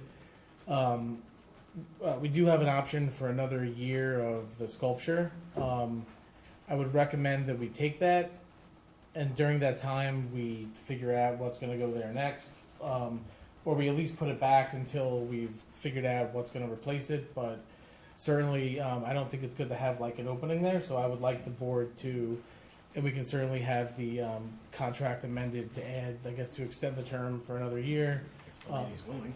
Oh, she is. Yeah, she offered it. But she wanted it to come down, and she was going to have have it maintained and powder coated anyway while we're deciding this. So I wanted to so we had it taken down after the first art walk. We didn't want to have a missing sculpture on the bridge for the first art walk. So I would certainly ask that the board. So we have time between now and the next art walk to amend the contract and put it back up. But she's offered us a year, so that'll give us time to basically figure out who's the next artist that's going to go on that platform. I can happily reach out to the other local artists and sculptor and see if they would be willing to display one. See if anyone is interested. Yes. So next we have the Town of Cornwall Police Department report for the month of April. 641 calls for service, 4,280 miles driven, 42 traffic and appearance tickets issued, 2 parking tickets issued, 28 motor vehicle accidents reported, 3 arrests made, 4 911 hang-ups or misdials, 14 alarm calls, 13 ambulance requests, 5 animal complaints, 1 criminal mischief, 10 disabled vehicles, 4 domestic incidents, 12 parking complaints, 17 suspicious vehicles, 4 house checks, and 21 assist other agencies. So, while we're on the topic of the police department, I'm sure you all saw that there was, 4 or 5 thefts of catalytic converters between the town and the village. I believe that most of them happened in the village. I think we had, 1 incident? 1. Yeah, we had 1 incident in the town. But certainly, you can see both police departments, they put out information on it. It looks like they're targeting, the older, Toyotas and Hondas. Because I guess the new catalytic converters have some type of serial number on them, so they're not as hard, I guess, to sell in the secondary market. But certainly, look, be aware. People are coming around. They're pieces that can sell for a certain amount of money. So really, all you can do is be vigilant. Do all the things that were suggested in some of these social media posts that went out. Tom Butner, he's going to be. When did you say he was starting, Chief? Oh, he's been in field training. Yeah. He'll be, Yeah. in the rotation. Yeah. June 1st. Yeah. So June 1st, he's in the rotation. We just promoted the 2 sergeants. We got the new list that came out, so we're looking at the list because we do have to replace an officer. So hopefully we're going to be doing that in June if everything works out, and then we'll have we'll be back in good stead with the the schedule, which I know the chief is looking forward to getting squared away. So all right. So in terms of just a few other things here. Just a couple things I wanted to give an update on. So, comprehensive plan. Look, in January, February of 2024, we're going to be on, hitting the 5-year mark on our comp plan. And so, oftentimes, communities, they will start undertaking every 5 years. Some towns let it go to 10. I'd like us to start looking at this idea of, starting a new comp plan process, given all of the stuff that's going on. I think it's important for us to look at it. And so it's my hope that, look, over the next, let's just say between now and, January, we're going to have to kind of figure out, how we're going to go about doing that. So certainly, we're going to have to identify, who are the consultants going to be that we're going to want to hire to sort of help, guide this process. I would say that we should certainly be looking at, integrating like smart growth principles, but also some conservation zoning into the plan. Right, we want to have the right balance, but I think you need to have the right consultants to help guide the process. So I think now's the time, to identify them, to figure out what their costs are going to be, because we're going to have to budget for this. If we are going to undertake a comp plan next year, it has a cost, with consultants. So that's something that I'm going to be looking at over the next, before we start in budget discussions, is identifying these types of consultants, obviously with help of the board. Also, I think we need to make sure that we are involving, the different, environmental and land preservation organizations like OSI, HHLT, OCLT, Scenic Hudson. They have a lot of great ideas about how we can protect our community and put in the right types of zoning. So we should certainly involve them in this process. But there's also grant funding that we can seek to help pay for this. So the CFA, the Consolidated Funding Application, it came out, I believe, yesterday. Proposals are due on July 28th. And so in looking at that, there's a grant program called Smart Growth Community Planning and Zoning Program, and we can apply for it. And you basically submit for the costs of the consultants you're going to hire to help you redesign your comp plan and hire the consultants to do it. So that's due on July 28th. So I'm going to, do some exploration into that. We do have money in the budget. We have $10,000 in the budget this year to hire grant writers to write grants. If we can, try to submit a grant for this and get the cost of the comp plan process at least somewhat paid for. There's other programs too. So like the CFA, for instance, you've got the Brownfield Opportunity Area Program, which is, we would get money to clean up blighted properties on, sites that we control. And there's some other stuff too. And in fact, one of the things we applied for last year, you may recall, we applied to get money to pay for the update to our GIS stormwater mapping, and we were successful, and we were awarded a grant to pay for that. And this was through this process. So we're going to look for any and all grant funding, to submit by July 28th. There's also something called the Highlands Conservation Act, which is a federally funded grant program that can be used to fund the purchase of environmentally sensitive tracts of land in the Hudson Highlands, area, which would include Cornwall. It does require a 50% match, and applications are supposed to be opening sometime in July or August, due in the fall. The only sort of caveat here is that you have to have a willing seller. So you can't just go and apply for this and say, oh, look, we got the money, now we want to buy your property. You actually, as part of this, you need to have a willing seller. So while there is money available, you got to, first identify the property, then you got to get the property owner to want to sell it to you, and to, I think, basically have essentially like a signed contract or like an MOU, with the intent that they're going to let you buy it, and that gets submitted with this, grant application. So it's certainly worth us exploring, because this is like one of the only programs that just outright pays for land conservation, and this is funded by the federal government. So, I'm already sort of looking into this a little bit. I should have more to report on this in June or July before this comes out, but just want to make you aware of that. And then I guess just sort of lastly here, I'm just going to briefly touch upon the migrant asylum seeker issue. Look, last week, since last week I was on a call with Mayor Adams, County Executive Newhouse. Last week I would say the communication was really kind of bad, and there was really not too much communication with, when and how this was all going to unfold. Today, I was actually on a call today at 4:15 with the county executive and all the municipal leaders in Orange County, and things are better now. There is, despite the fact that, look, Orange County, they filed lawsuits. They actually got a temporary injunction today that's going to last until sometime in June, until I guess they're able to get in front of a judge and this can be decided. So right now, supposedly no additional bus loads are allowed to be sent up to Orange County while this, temporary, restraining order injunction is in place.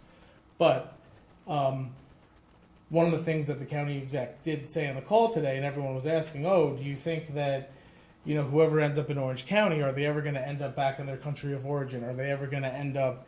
And the answer is most likely no. Like, they're here now, and they're going to be here, and we're going to have to sort of embrace them into our community. I mean, you know, even Steve did not think that they were going to end up back in the country that they came from. So we are, like it or not, I happen to think we should sort of take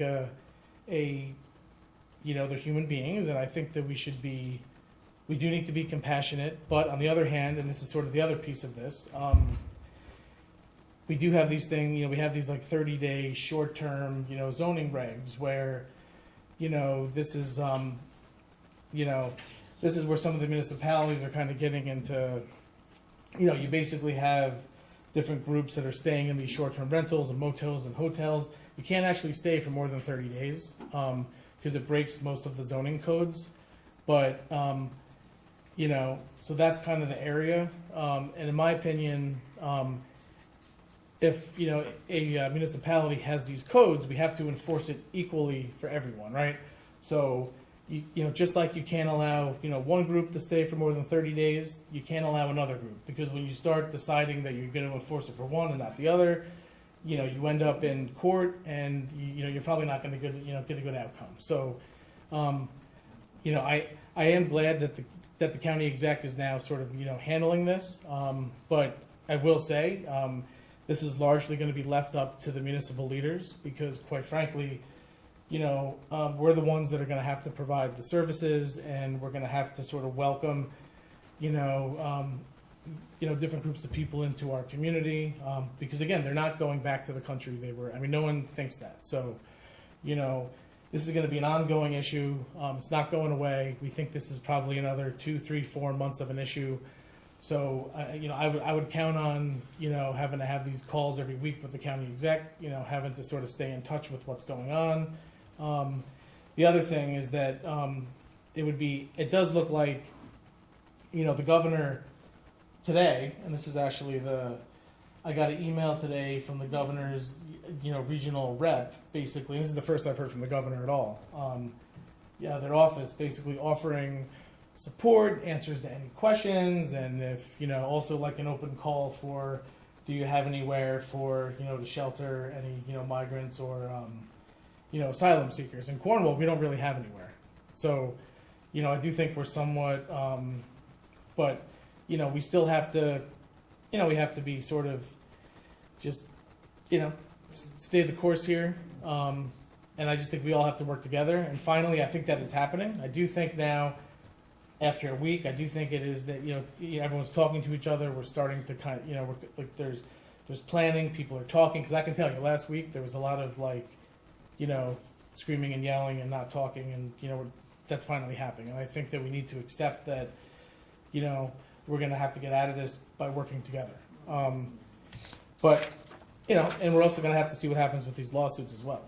Because, you know, at any point in time, I mean, as of, you know, when the meeting started, I don't believe New York City had filed a response to the restraining order that was issued. So that could have since happened. But, you know, I think we're going to, and the other thing too is if you look at the, you know, the veterans that were displaced over the weekend, you know, they're sort of a casualty of this. And unfortunately, you know, this is where you get into this issue of, if you allow one group to stay more than 30 days, then you have to allow another group. So you have to enforce these things evenly. But thankfully, you know, different folks were able to get them housed, I believe, in another hotel. So I believe they are good for now. But I would expect this to keep happening, you know, during this time period. So, any questions on anything?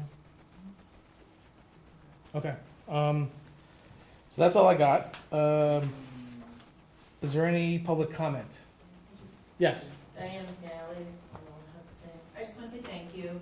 Bucky and I have been coming to a lot of meetings on pickleball behalf, and thank you for coming out. I know Virginia, you came out, Tim, Tom, Josh, we've all met, working on this project. So happy and excited to get it going, and looking forward to getting all of you out on the pickleball court. So thank you. Thank you. Yes. So just one, I just just want you to know, it's not on this list, but Mallard Avenue, speeding is getting worse. As a matter of fact, last week, I almost got hit. There was a car that stopped on that chair, and I was here, almost hit my dog and I. It came speeding up from Academy Avenue, went around my neighbor's truck that he was backing into his driveway, swerved not to hit the truck, and almost hit me. And so, you know, I came and I did report it to the police department. I don't remember the officer's name. He did take my name and my phone number, said someone will get back to me because he had gotten called to an MVA. And I know that was more important, and I get that. But, you know, no one contacted me. I mentioned it to the chief last week, and I just think it's just getting worse. And I think the person who almost hit me was someone who was late getting to Lee Road School. I did go through the parking lot at Lee Road, and I do think I know which vehicle it was. But I just want to say it's an issue, and I really came very close to getting hit. It's not comfortable. Thank you. Thank you. Chief, so I know at some point, maybe in June, we can look at, will you have enough like speed data so we can look and see what's going on from that one speed sign that we have on the road? It make it worse because when they come in and fix the pavement on Maynard Avenue. Yeah, and the thing is, turn the wrong way, because they're coming from Academy, turning on Mallard, speeding so that they can get, see how far over that bridge they can get. They've been doing it for 60 years, you know, and so there's not as many coming from Willow down to Mallard, because it's a very long road, and so, you know, they're not, and they have a stop sign at Lee Road. So there's not a lot of speeding coming from that direction. It's coming from Academy Avenue. So thank you. Just to empathize with you, Broadway residents also have raised same problem, and one of the ways they deal with that, Broadway gets kind of like a race card also. They park their cars on the streets. So the incoming, whether it's from Willow or from the traffic circle, they go slower. It doesn't stop them, but slows it down. So. Yeah, a couple of my neighbors did that, and it didn't do anything, and their cars almost got hit. So they decided that was not a good tactic for them. Yeah, I'm just saying that there are other parts of, unfortunately, our town that people do not care about the speed limit, and they go fast. Okay. Is there anyone else? No? All right, then if I can get a motion to, we're not going to the close. Yes, Tim, you got something? Yeah, I do. At the end of this, I want to talk about the pond, because I know it's going to be coming up. Sure. And I just want to let people know, especially those who are viewing, because I know not a lot of people are here, that I've been working on a pond extensively for hours and hours and hours, for weeks and weeks, over the last few months. Most recently, up to date, I just recently tested the water with the pond to find out what type of phosphates are in there, nitrates, other organics that are causing the maple plumage. There's a number of issues why that maple plumage happened. Over the last 5 years, they from my understanding, they've been using copper sulfate to treat the algae, and every time they do that, it kills the algae, and it works great, but it's short term.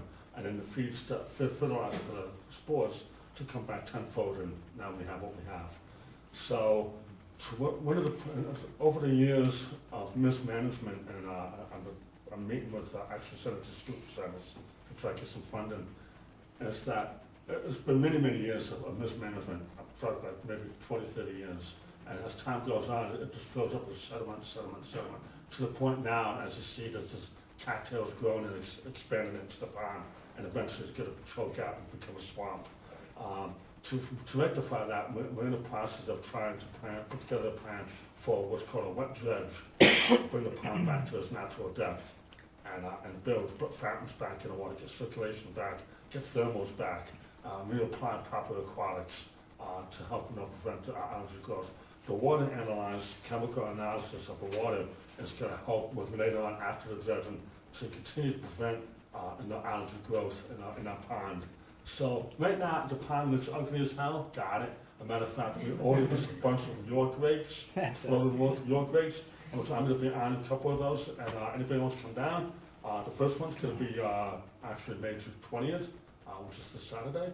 And then we're gonna have another one, I think, on the first Saturday of June, and probably several others throughout the year. And as the plumage happens, we're gonna try to take off the surface algae, open up the water, because we don't want the water to get too hot, because we'll kill any fish in the pond, and obviously want to try to prevent that. But I think, the road ahead is to, hopefully get the funding to dredge our pond, bring it back, save it. Basically, that's what the goal is behind this, is to save the pond. And again, I know it looks like, pretty bad right now, I got it, and I said that in the beginning, it's gonna look bad before it gets better. But it will get better, and that's my goal. And I'm open, my ears are wide open.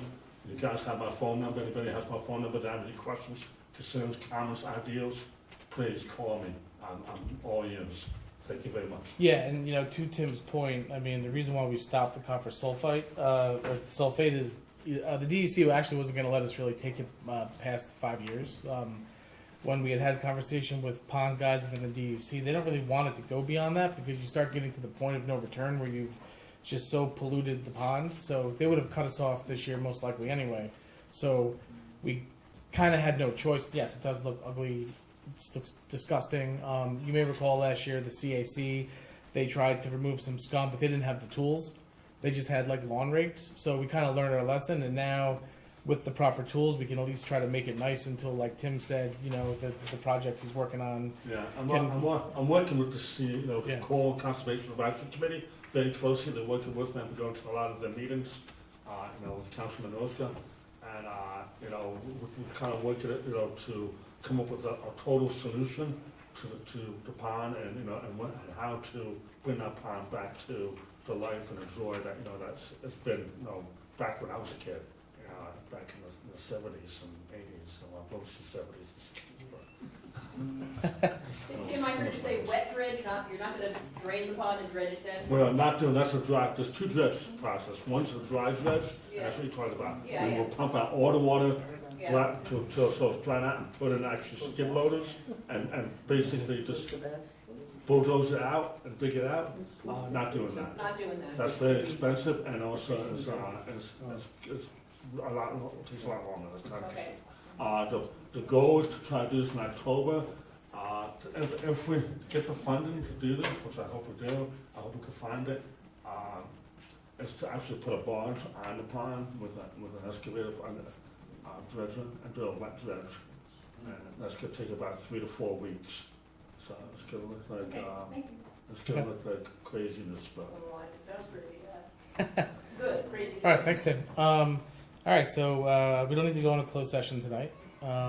So if I can just get a motion to adjourn. So moved. Second. Ms. Scott? Yes. Mr. McGinnis? Yes.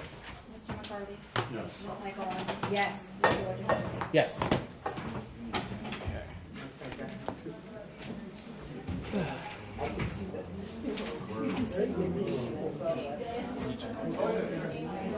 wouldn't know what's that. Was that something?